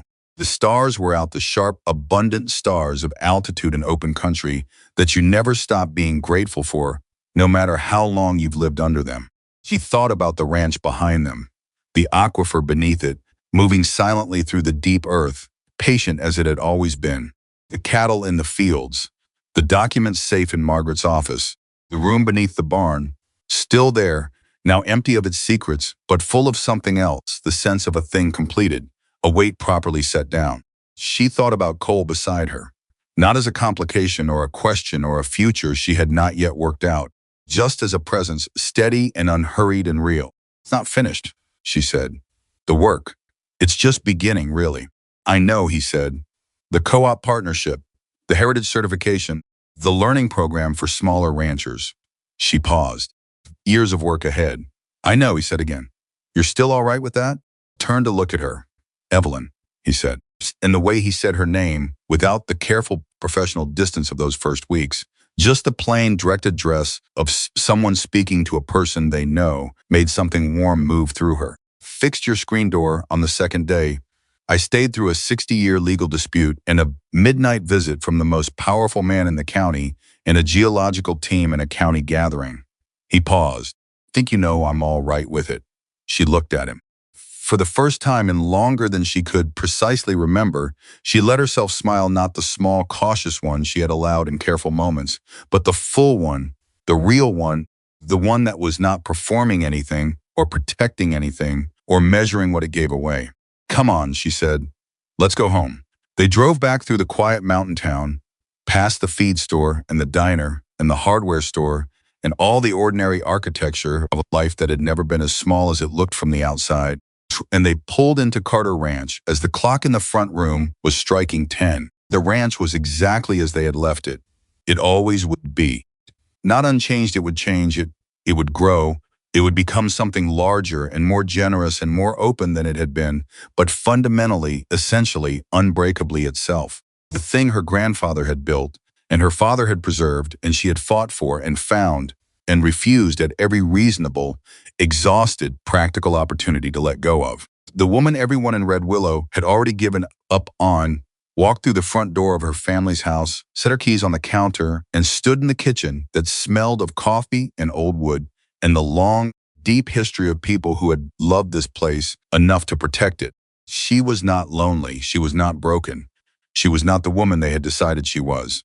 She was Evelyn Carter, granddaughter of William, daughter of Thomas, heir to 60 years of documented truth and hard-won legal rights and a water source that would sustain this land for generations not yet born, and she had found all of it not beneath the barn, but inside herself, the place where courage lives when it has been tested long enough and held tightly enough to become simply who you are. The secret hidden beneath her land had changed her future. But the strength she had always carried, the strength that had kept her on this ranch through grief and debt and isolation and the relentless, grinding pressure of powerful people who believed she could be worn down if they were only patient enough, that strength was what had saved her. Red Willow, the town that had whispered about the lonely spinster for years, would not forget the woman who had taught them the difference between what a person appears to be and what a person actually is. Some lessons take a long time to learn, the best ones stay forever.